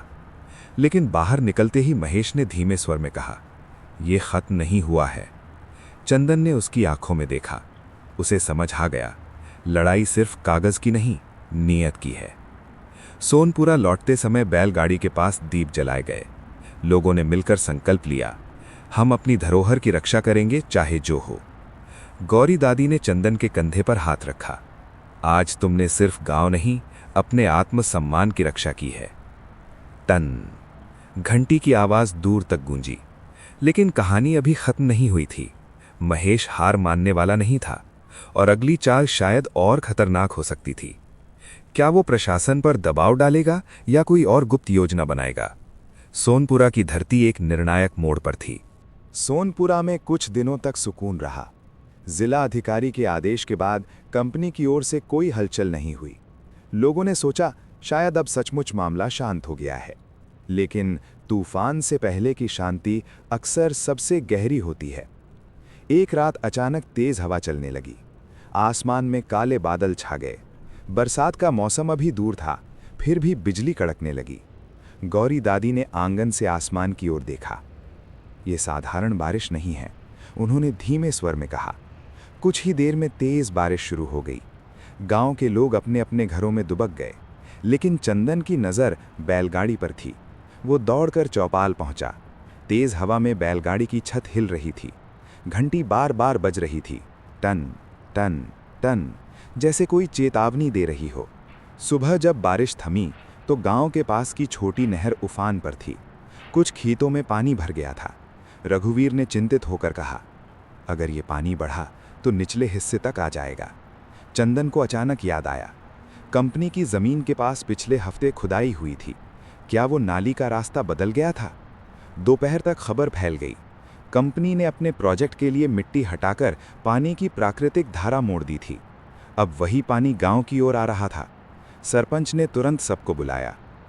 अगर हम अभी नहीं संभले तो शाम तक हालात बिगड़ सकते हैं, मास्टर जी बोले। गांव के युवक फावड़े और तसले लेकर जुट गए। उन्होंने नहर का रास्ता साफ करने की कोशिश शुरू की। चंदन भी मिट्टी हटाने लगा। पानी धीरे धीरे बैलगाड़ी के पास तक आने लगा। गौरी दादी आगे बढ़ीं। उन्होंने बैलगाड़ी के पहिए को छुआ। एक बार फिर परीक्षा है, उन्होंने कहा। टन घंटी की आवाज़ इस बार तेज और बेचैन थी। उसी समय महेश वर्मा जीप से वहां पहुंचा। उसने स्थिति देखी और बोला, यह प्राकृतिक आपदा है, हमारा इससे कोई लेना देना नहीं। सरपंच ने कड़े स्वर में कहा, पर खुदाई तुम्हारी है। महेश ने कंधे उचका दिए। साबित कीजिए। ये सुनकर चंदन का खून खौल उठा। अगर पानी यहां तक आया तो जिम्मेदारी भी यहीं तक आएगी, उसने कहा। गांव के लोग पूरी ताकत से नहर का रास्ता खोलने लगे। बच्चे भी बाल्टियों से पानी हटाने लगे।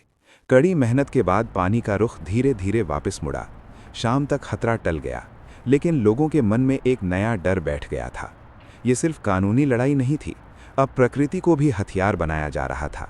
रात को चौपाल में फिर बैठक हुई।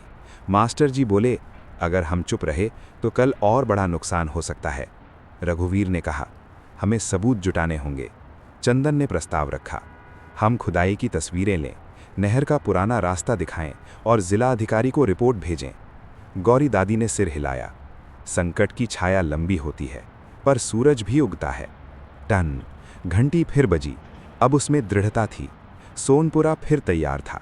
इस बार लड़ाई और कठिन थी, क्योंकि सामने सिर्फ लालच नहीं, चालाकी भी थी। क्या गांव सबूत जुटा पाएगा? क्या प्रशासन सच्चाई को मानेगा? बैलगाड़ी चांदनी में भीगी खड़ी थी, जैसे इतिहास खुद को दोहराने के लिए तैयार हो। सोनपुरा की सुबह आज अलग थी। रात भर की बारिश के बाद मिट्टी भीगी थी और लोगों के मन में दृढ़ निश्चय। अब सिर्फ आरोप लगाने से काम नहीं चलेगा, सच को प्रमाण के साथ सामने लाना होगा। चंदन ने अपने दोस्त अर्जुन से कहा, तुम्हारे चाचा के पास स्मार्टफोन है ना? हमें तस्वीरें लेनी होंगी। अर्जुन ने तुरंत हामी भरी। कुछ ही देर में 5-6 युवक कंपनी की खुदाई वाली जगह पर पहुंचे। उन्होंने नहर का पुराना रास्ता दिखाया, जहां अब मिट्टी का ढेर लगा था। तस्वीरें ली गईं, वीडियो बनाए गए। रघुवीर ने पुराने किसानों से बात की। ये धारा हमेशा उधर से बहती थी, एक बुजुर्ग ने हाथ से दिशा दिखाते हुए कहा, जब तक खुदाई नहीं हुई थी। उनकी बात भी रिकॉर्ड की गई। मास्टर जी ने सबूतों को एक फाइल में जमा किया। पुराना नक्शा, नई तस्वीरें, गवाहों के बयान। अब बात सिर्फ सीमा की नहीं, उन्होंने कहा, ये पर्यावरण और सुरक्षा का मामला है। दोपहर तक सोनपुरा का प्रतिनिधि मंडल फिर जिला कार्यालय पहुंचा। जिलाधिकारी ने गंभीरता से सब सुना। उन्होंने तस्वीरें देखीं, वीडियो चलाया गया। कमरे में सन्नाटा था। अगर ये सही है, अधिकारी ने कहा, तो कंपनी ने बिना अनुमति जलधारा में परिवर्तन किया है। उन्होंने तुरंत एक विशेष जांच दल गठित करने का आदेश दिया। शाम को जांच दल गांव पहुंचा। उन्होंने स्थल का निरीक्षण किया, मिट्टी की दिशा देखी, नहर का ढलान मापा। महेश वर्मा भी मौजूद था। उसने कहा, यह प्राकृतिक कटाव है, लेकिन इस बार सबूत उसके खिलाफ थे। अधिकारी ने सख्त स्वर में कहा, प्रारंभिक रिपोर्ट में लापरवाही स्पष्ट है। जब तक जांच पूरी नहीं होती, कंपनी का काम पूरी तरह रोका जाता है। गांव में खबर फैलते ही खुशी की लहर दौड़ गई। चौपाल पर दीप जलाए गए। गौरी दादी बैलगाड़ी के पास खड़ी थीं। देखा, उन्होंने चंदन से कहा, सच अकेला नहीं होता, जब प्रमाण साथ हो तो वो और मजबूत हो जाता है। टन घंटी बजी, इस बार जैसे गर्व से। लेकिन कहानी यहीं खत्म नहीं हुई। महेश का चेहरा तनाव से भरा था। वो समझ चुका था, अब मामला सिर्फ सोनपुरा तक सीमित नहीं रहेगा। अगर जांच में कंपनी दोषी पाई गई तो ऊपर तक जवाब देना होगा। रात को गांव में उत्सव जैसा माहौल था, लेकिन मास्टर जी ने सबको सावधान किया। ये जीत की शुरुआत है, उन्होंने कहा, अंत नहीं। चंदन आसमान की ओर देख रहा था। उसे लगा बैलगाड़ी अब सिर्फ अतीत की निशानी नहीं, भविष्य की प्रेरणा बन चुकी है। दूर कहीं से जीप की हल्की आवाज आई। महेश शायद जा रहा था या कोई नई चाल सोच रहा था। क्या जांच अंतिम सच सामने लाएगी? क्या कंपनी को दंड मिलेगा? सोनपुरा की कहानी अब निर्णायक मोड़ पर थी।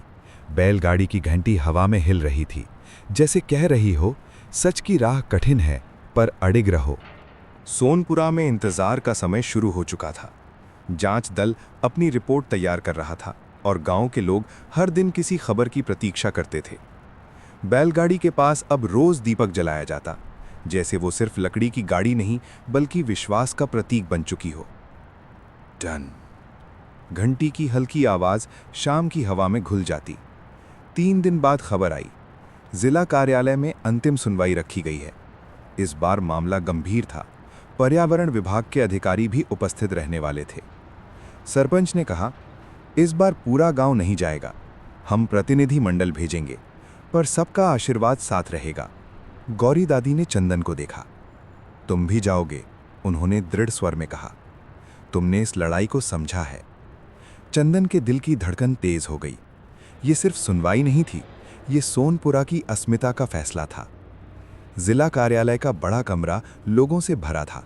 एक ओर कंपनी के अधिकारी और वकील, दूसरी ओर सोनपुरा का प्रतिनिधि मंडल। महेश वर्मा शांत दिखने की कोशिश कर रहा था, पर उसके माथे पर पसीना झलक रहा था। जांच अधिकारी ने अपनी रिपोर्ट पढ़नी शुरू की। स्थल निरीक्षण और दस्तावेजों के आधार पर यह पाया गया कि कंपनी द्वारा की गई खुदाई ने प्राकृतिक जलधारा को प्रभावित किया है। कमरे में खुसुर-फुसुर होने लगी। साथ ही धरोहर क्षेत्र की सीमा में बिना अनुमति हस्तक्षेप का प्रयास भी दर्ज हुआ है। सरपंच ने राहत की सांस ली। मास्टर जी की आंखों में चमक थी। अंत में जिला अधिकारी ने फैसला सुनाया। कंपनी को तत्काल प्रभाव से निर्माण कार्य रोकने का आदेश दिया जाता है। साथ ही जलधारा को उसके मूल मार्ग में पुनर्स्थापित किया जाए। भविष्य में धरोहर क्षेत्र की सीमा में कोई परिवर्तन बिना पंचायत की सहमति के नहीं होगा। कमरे में कुछ पल के लिए सन्नाटा रहा। फिर सोनपुरा के प्रतिनिधियों के चेहरे पर संतोष फैल गया। महेश ने सिर झुका लिया। वापसी के रास्ते में चंदन खिड़की से बाहर देख रहा था। उसे लगा ये सिर्फ एक कानूनी जीत नहीं थी, ये एक सीख थी कि छोटे गांव की आवाज़ भी गूंज सकती है। सोनपुरा में खबर पहुंचते ही लोग चौपाल पर जमा हो गए। दीप जलाए गए। बच्चों ने तालियां बजाईं। गौरी दादी बैलगाड़ी के पास आईं। उन्होंने पहिए को छुआ। टन। घंटी की आवाज़ इस बार अलग थी, जैसे राहत, गर्व और आशीर्वाद एक साथ बोल रहे हों। आज हमने सिर्फ ज़मीन नहीं बचाई, दादी ने कहा, हमने अपना आत्मसम्मान बचाया है। लेकिन सरपंच ने गंभीर स्वर में जोड़ा, ये अंत नहीं है, अब हमें इस स्थान को और मजबूत बनाना होगा। मास्टर जी बोले, हम यहाँ एक स्थायी मंच बनाएंगे जहाँ बच्चों को इतिहास पढ़ाया जाएगा और हर साल धरोहर दिवस मनाया जाएगा। चंदन मुस्कुराया। उसे लगा अब बैलगाड़ी सिर्फ अतीत की कहानी नहीं, भविष्य की दिशा बन चुकी है। रात गहरी हो चुकी थी। चांदनी बैलगाड़ी पर पड़ रही थी। गौरी दादी आसमान की ओर देखकर बोलीं, तुम्हारे दादा आज खुश होंगे। चंदन ने पूछा, क्या आप सब ठीक रहेगा? दादी ने मुस्कुराकर कहा, जब तक लोग जागते रहेंगे सब ठीक रहेगा। टन। घंटी धीरे धीरे हिली। सोनपुरा की कहानी एक नए अध्याय की ओर बढ़ रही थी, जहां संघर्ष से जन्मी एकता नई सुबह का स्वागत करने को तैयार थी। सोनपुरा की सुबह आज सचमुच नई थी। आसमान साफ था, हवा में ताजगी थी और लोगों के चेहरों पर आत्मविश्वास। जिला अधिकारी के फैसले के बाद कंपनी ने खुदाई बंद कर दी थी। मजदूरों ने नहर का पुराना रास्ता फिर से ठीक करना शुरू कर दिया था। गांव के बच्चे दूर खड़े ये सब देख रहे थे। चंदन ने गहरी सांस ली। उसे लगा संघर्ष ने सबको बदल दिया है। चौपाल में विशेष सभा रखी गई। सरपंच ने घोषणा की, आज से हर साल इस दिन को धरोहर दिवस के रूप में मनाया जाएगा। तालियां गूंज उठी। मास्टर जी बोले, हम यहाँ एक छोटा पुस्तकालय भी बनाएंगे जहाँ गांव का इतिहास, पुराने दस्तावेज और बच्चों की कहानियां रखी जाएंगी। रघुवीर ने जोड़ा, और युवाओं के लिए कौशल प्रशिक्षण भी होगा ताकि विकास और विरासत साथ चलें। गौरी दादी बैलगाड़ी के पास खड़ी थी। उन्होंने चंदन को पास बुलाया। देखो, उन्होंने कहा, बैलगाड़ी ने हमें सिर्फ रास्ता नहीं दिखाया, सोच भी दी है। चंदन ने पहिए को छुआ। टन। घंटी की आवाज इस बार उत्सव जैसी थी। कुछ ही हफ्तों में बैलगाड़ी के पास एक छोटा मंच बन गया। दीवार पर बड़े अक्षरों में लिखा गया, सोनपुरा ग्राम धरोहर स्थल। बच्चे यहाँ बैठकर कहानियां सुनते, बुजुर्ग अपने अनुभव साझा करते। गांव में एक नई ऊर्जा आ गई थी। एक दिन जिला अधिकारी स्वयं सोनपुरा आए। उन्होंने बैलगाड़ी को देखा और कहा, आप लोगों ने उदाहरण प्रस्तुत किया है। विकास और विरासत का संतुलन ऐसे ही बनाया जाता है। गांव के लोग गर्व से भर उठे। महेश वर्मा का तबादला हो गया था। नई टीम ने पंचायत से मिलकर काम शुरू किया। इस बार हर योजना में गांव की राय ली जाती। चंदन ने महसूस किया, संवाद से ही स्थायी समाधान निकलता है। शाम को धरोहर दिवस का पहला उत्सव मनाया गया। बच्चों ने नाटक प्रस्तुत किया जिसमें बाढ़ की रात और बैलगाड़ी की कहानी दिखाई गई। लोगों की आंखें नम हो गईं। गौरी दादी ने मंच पर आकर कहा, आज मैं निश्चिंत हूं क्योंकि अब ये बैलगाड़ी सिर्फ मेरी नहीं, पूरे सोनपुरा की है। टन। घंटी की आवाज चारों ओर गूंज उठी। रात को चंदन अकेला बैलगाड़ी के पास बैठा था। चांदनी पहियों पर पड़ रही थी।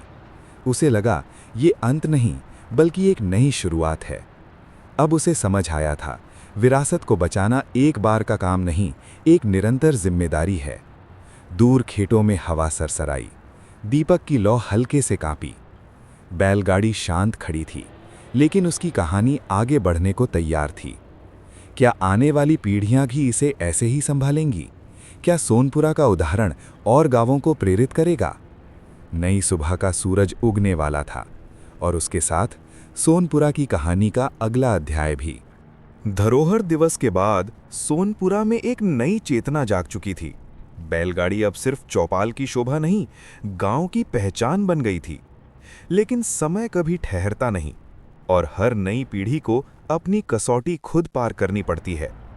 कुछ महीनों बाद जिले में एक बड़ी घोषणा हुई। सरकार ने आसपास के गांवों को जोड़ने के लिए नई सड़क योजना का प्रस्ताव रखा। सड़क का एक हिस्सा सोनपुरा के पास से गुजरने वाला था। लोग खुश थे। अच्छी सड़क का मतलब अस्पताल तक जल्दी पहुंचना, फसल का बेहतर दाम, बच्चों की पढ़ाई में सुविधा। लेकिन नक्शा देखने पर पता चला, सड़क की सीधी रेखा बैलगाड़ी के मैदान के किनारे से गुजर रही थी। यदि थोड़ा भी मोड़ न दिया गया तो धरोहर स्थल की शांति प्रभावित हो सकती थी। चौपाल में फिर बैठक हुई। रघुवीर बोले, इस बार मामला कंपनी जैसा नहीं है, ये सरकारी योजना है, हमें विरोध नहीं, समाधान सोचना होगा। मास्टर जी ने कहा, अगर हम उचित सुझाव दें तो शायद सड़क को थोड़ा मोड़ा जा सकता है। चंदन अब किशोर से युवा हो चुका था। उसकी आवाज में आत्मविश्वास था। हम सीधे विरोध नहीं करेंगे, हम विकल्प देंगे। ऐसा नक्शा बनाएंगे जिससे सड़क भी बने और धरोहर भी सुरक्षित रहे। गांव के युवाओं ने मिलकर नया प्रस्ताव तैयार किया। उन्होंने खेतों की दिशा, नहर का रास्ता और बैलगाड़ी के मैदान की सीमा ध्यान में रखी। मास्टर जी ने नक्शा साफ सुथरा बनवाया। अब इसे ब्लॉक कार्यालय में जमा करेंगे, उन्होंने कहा। कुछ दिन बाद इंजीनियरों की टीम आई। उन्होंने दोनों नक्शे देखे। आप लोगों ने अच्छा सुझाव दिया है, मुख्य इंजीनियर ने कहा। सड़क को थोड़ा मोड़ने से लागत बहुत नहीं बढ़ेगी। गांव में उम्मीद की किरण जगी। गौरी दादी बैलगाड़ी के पास बैठी थीं। चंदन उनके पास आया। दादी, इस बार हम बिना लड़ाई के समाधान खोज रहे हैं। दादी मुस्कुराईं। यही असली जीत है। जब बुद्धि से काम हो तो संघर्ष कम होता है। टन! घंटी हल्के से बजी, जैसे सहमति दे रही हो। कुछ हफ्तों बाद अंतिम निर्णय आया। सड़क को थोड़ा मोड़ दिया गया था। धरोहर स्थल सुरक्षित रहा। सोनपुरा ने एक बार फिर साबित किया, विकास और विरासत साथ चल सकते हैं। उद्घाटन के दिन गांव में उत्सव जैसा माहौल था।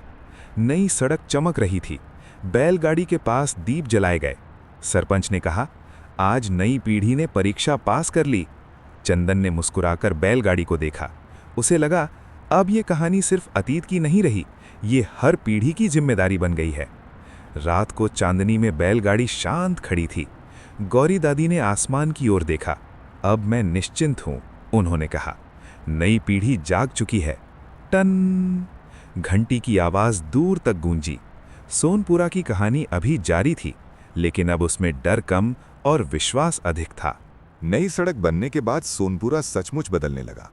अब बसें भी गांव के पास तक आने लगी थीं। कस्बे की दूरी जैसे सिमट गई थी। लेकिन बदलाव के साथ नई चुनौतियां भी आती हैं। गांव के कुछ युवक अब शहर जाने लगे। कुछ ने वहीं नौकरी पकड़ ली।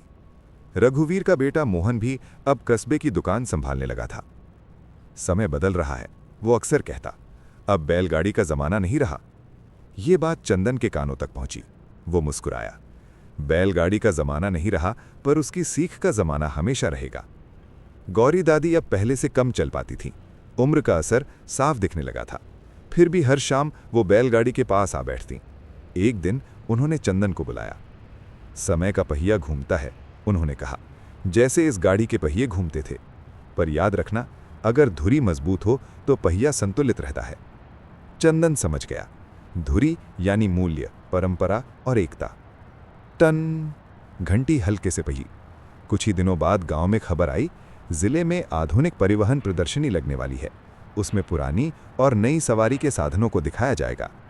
मास्टर जी ने सुझाव दिया, क्यों ना हम बैलगाड़ी को भी वहां ले जाएं? गांव में उत्साह फैल गया। यह पहली बार था जब सोनपुरा की धरोहर गांव से बाहर जाएगी। बैलगाड़ी को साफ किया गया।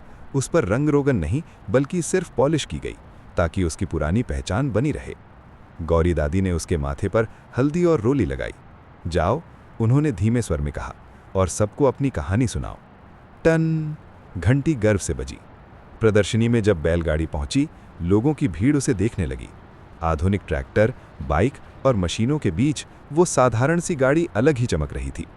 चंदन ने मंच पर उसकी कहानी सुनाई, बाढ़ की रात, संघर्ष और एकता की ताकत। लोगों ने तालियां बजाईं। एक अधिकारी ने कहा, यह सिर्फ परिवहन का साधन नहीं, ये सामाजिक चेतना का प्रतीक है। सोनपुरा लौटते समय गांव वालों के दिल में गर्व था। बैलगाड़ी ने दिखा दिया था, पुराना होने का मतलब कमजोर होना नहीं। रात को चंदन बैलगाड़ी के पास बैठा। गौरी दादी उसके बगल में थी। आज समय का पहिया घूमकर फिर यहीं आ गया दादी, दादी ने कहा। हाँ दादी, चंदन बोला, अब समझ आया, पहिए घूमते हैं पर धुरी वही रहती है। टन, घंटी की आवाज इस बार गहरी और शांत थी। सोनपुरा की कहानी आगे बढ़ रही थी। अब प्रश्न ये था, जब समय और तेजी से बदलेगा तो क्या धुरी उतनी ही मजबूत रहेगी? समय सचमुच तेजी से बदल रहा था। सोनपुरा की नई सड़क अब पक्की हो चुकी थी।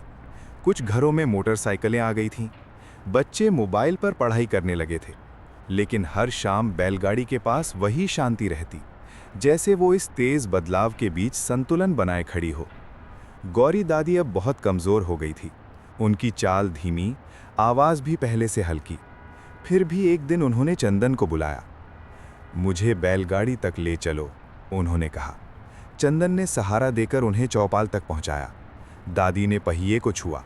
उनकी आंखों में चमक थी। अब ये समय आ गया है, उन्होंने कहा। चंदन घबरा गया। कौन सा समय दादी? दादी मुस्कुराईं। विरासत सौंपने का समय। उन्होंने धीरे धीरे बोलना शुरू किया। जब तुम्हारे दादा ने ये बैलगाड़ी खरीदी थी, तब यह सिर्फ खेतों का काम करती थी। फिर बाढ़ की रात इसने लोगों की जान बचाई। फिर इसने हमें एकजुट रहना सिखाया।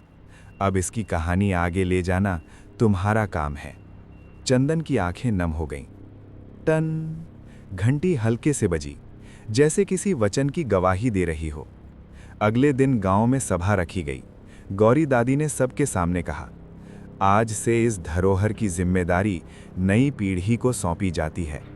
उन्होंने एक छोटी सी चाबी चंदन के हाथ में रखी। वो चाबी बैलगाड़ी के पुराने संदूक की थी, जिसमें दादा के कागज़ और नक्शे रखे थे। ये सिर्फ ताला खोलने की चाबी नहीं, दादी बोली, ये सोच खोलने की चाबी है। गांव के लोग भावुक हो उठे। कुछ ही दिनों बाद एक शांत सुबह गौरी दादी ने अंतिम सांस ली। पूरा सोनपुरा शोक में डूब गया। बैलगाड़ी के पास चंदन बैठा रहा। उसे लगा जैसे पहिए रुक गए हों। लेकिन तभी हवा चली। टन, घंटी खुद ब खुद बज उठी। चंदन ने आंखें उठाईं। उसे लगा दादी कह रही हैं, रुको मत। गांव ने निर्णय लिया, हर साल धरोहर दिवस पर गौरी दादी को याद किया जाएगा। बैलगाड़ी के पास एक छोटा पत्थर लगाया गया, गौरी देवी स्मृति स्थल। अब चंदन की जिम्मेदारी बढ़ गई थी। वो बच्चों को कहानी सुनाता, नए नक्शे संभालता और हर फैसले में विरासत को याद रखता। उसने समझ लिया था, विरासत सिर्फ वस्तु नहीं होती, वो विचार होती है। रात को चांदनी में बैलगाड़ी शांत खड़ी थी। चंदन ने पहिए पर हाथ रखा। मैं वादा करता हूं, उसने धीमे से कहा। टन, घंटी की आवाज इस बार गहरी और स्थिर थी, जैसे आशीर्वाद। सोनपुरा की कहानी अब नई दिशा में बढ़ रही थी। दादी चली गई थी, पर उनकी सीख धुरी बनकर रह गई थी। क्या आने वाले सालों में ये धुरी उतनी ही मजबूत रहेगी? समय का पहिया घूमता रहेगा। गौरी दादी के जाने के बाद सोनपुरा कुछ दिनों तक शांत रहा। चौपाल पर बैठकों की आवाज़ कम हो गई थी। बैलगाड़ी के पास दीप तो जलता था, पर माहौल में एक खालीपन था। चंदन अब पहले जैसा चंचल नहीं रहा था। उसकी आंखों में जिम्मेदारी साफ दिखती थी। एक शाम उसने संदूक की वही चाबी निकाली जो दादी ने उसे दी थी।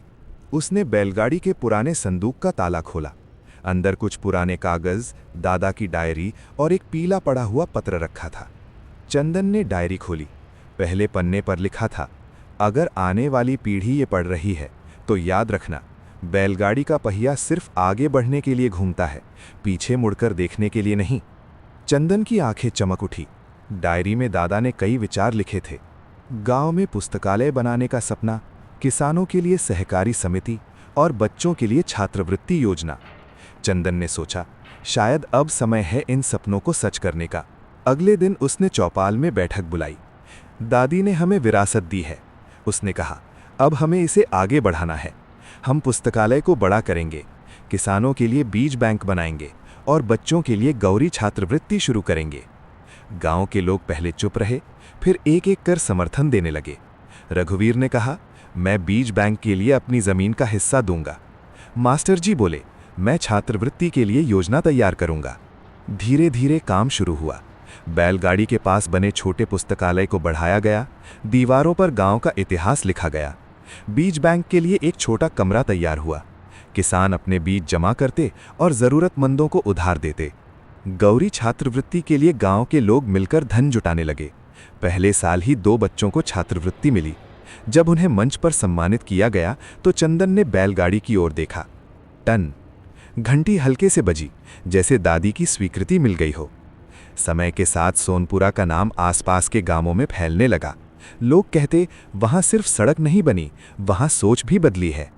एक दिन पास के गांव से कुछ लोग आए।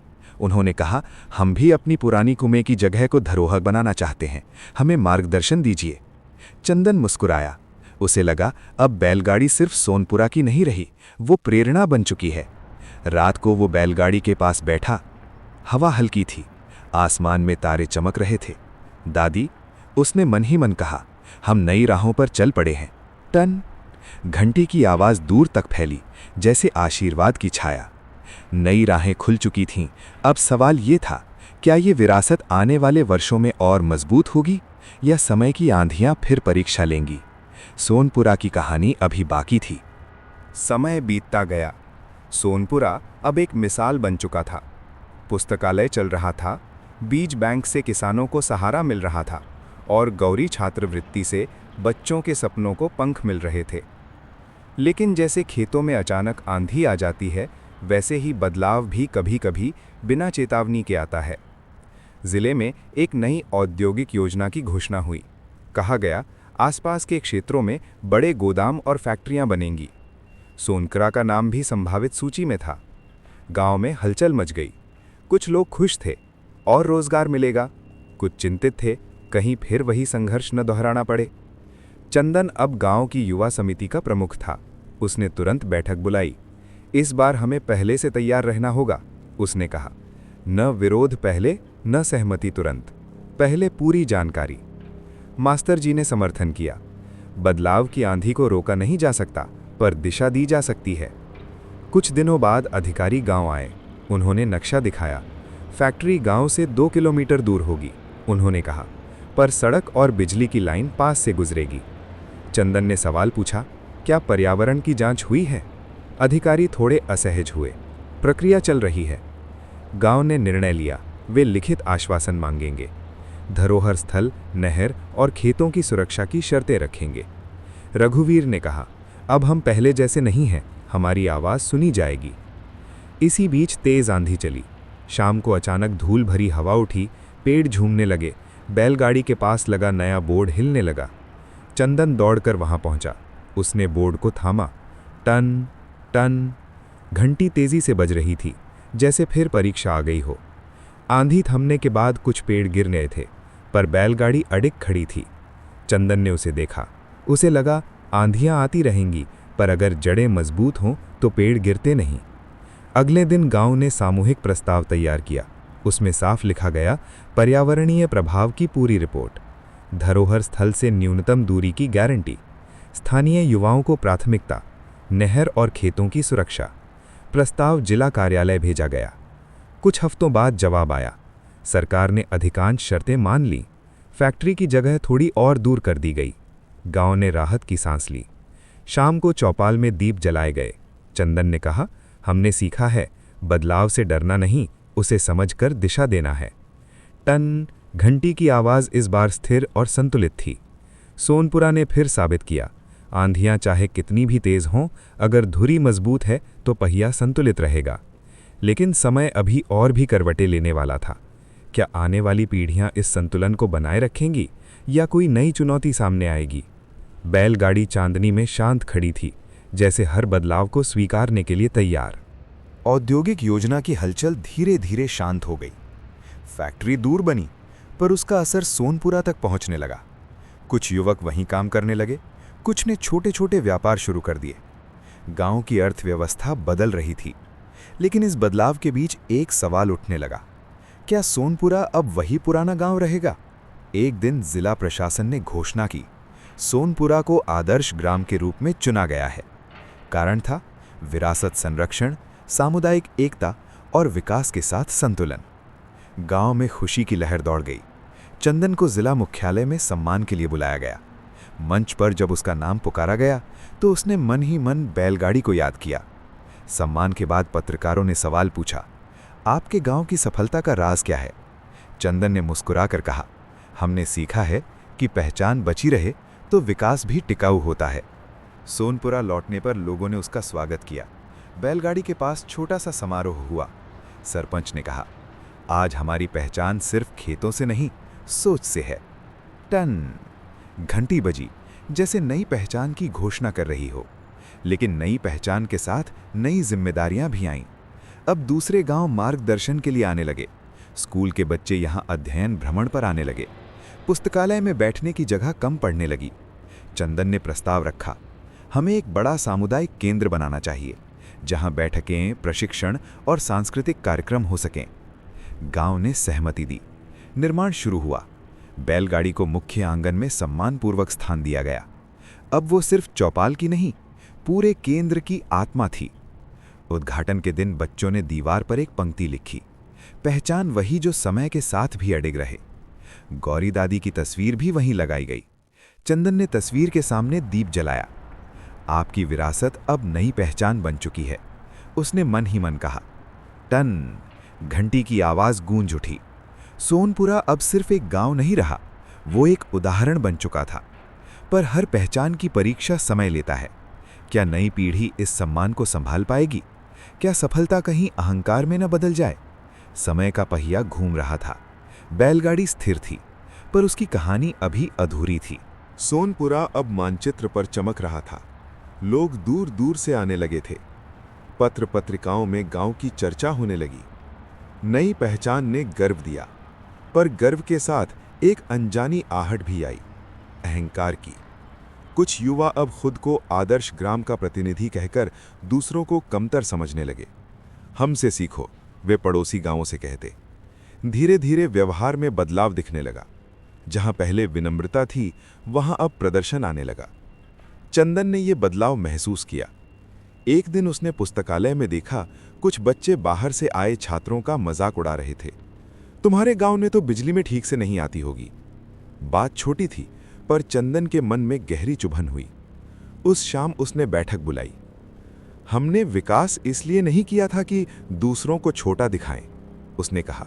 हमारी ताकत सहयोग है, श्रेष्ठता नहीं। कुछ लोग चुप रहे, कुछ ने सिर झुका लिया, पर हर कोई भीतर से सहमत नहीं था।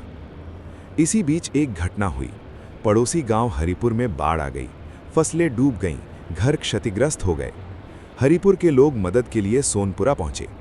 कुछ युवाओं ने फुसफुसाकर कहा, हर बार हम ही क्यों मदद करें? चंदन ने उनकी ओर देखा, क्योंकि किसी दिन हमें भी जरूरत पड़ सकती है, उसने शांत स्वर में कहा। गांव के बुजुर्ग रघुवीर ने बैलगाड़ी के पास खड़े होकर कहा, यह बैलगाड़ी हमें जोड़ने के लिए है, तोड़ने के लिए नहीं। टन घंटी बजी, जैसे चेतावनी दे रही हो। अगले दिन सोनपुरा के लोग हरिपुर पहुंचे। उन्होंने अनाज, कपड़े और दवाइयां दी। युवाओं ने मिलकर घरों की मरम्मत में हाथ बटाया। हरिपुर के मुखिया की आंखों में आंसू थे।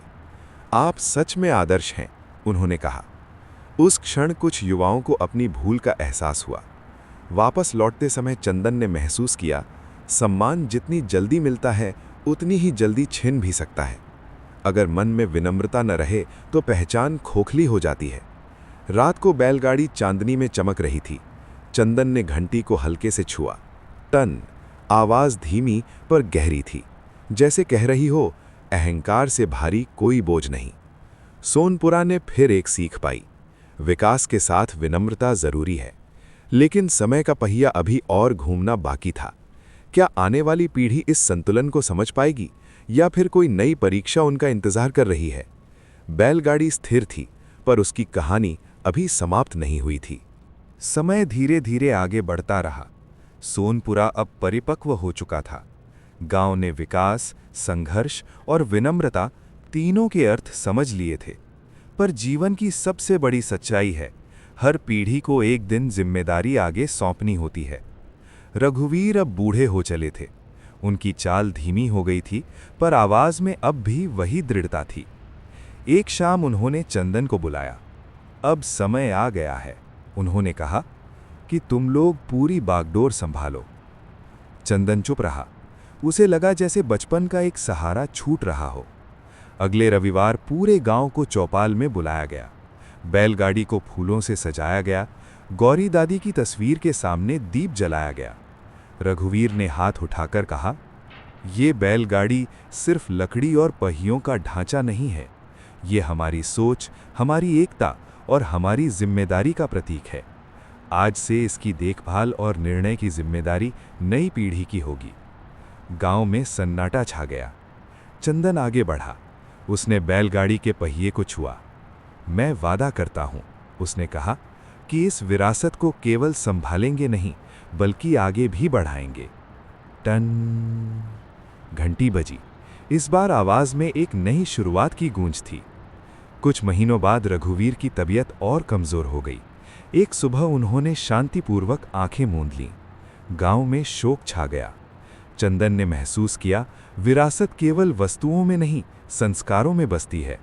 उनकी याद में सामुदायिक केंद्र के आंगन में एक नीम का पेड़ लगाया गया। चंदन ने बच्चों से कहा, जब ये पेड़ बड़ा होगा तब तुम लोग भी बड़े हो चुके होगे। याद रखना, जड़ें मजबूत हों तो तूफान भी कुछ नहीं बिगाड़ सकता। समय बीतता गया। नई पीढ़ी स्कूल से निकलकर कॉलेज जाने लगी। कुछ शहर गए, पर हर त्योहार पर लौट आते। बैलगाड़ी अब केंद्र में स्थायी रूप से स्थापित थी। उसके पास एक पट्टिका लगी थी, गौरी दादी की बैलगाड़ी, एकता, साहस और विनम्रता की विरासत। एक दिन छोटा सा बच्चा आरव बैलगाड़ी के पास खेलते खेलते चंदन से बोला, चाचा, ये बैलगाड़ी चलती क्यों नहीं? चंदन मुस्कुराया। ये चलती है, उसने कहा, पर पहियों से नहीं, हमारे कर्मों से। टन, घंटी फिर बजी। आवाज में वर्षों की कहानी थी। सोनपुरा अब बदल चुका था, पर उसकी आत्मा वही थी। दादी की बैलगाड़ी ने कई तूफान देखे, कई पीढ़ियां देखीं, पर हर बार उसने यही सिखाया, विरासत केवल यादों की नहीं, कर्तव्य की होती है। चांदनी रात में बैलगाड़ी शांत खड़ी थी। नीम का पेड़ हवा में झूम रहा था और समय का पहिया अपनी अनंत यात्रा पर आगे बढ़ता जा रहा था।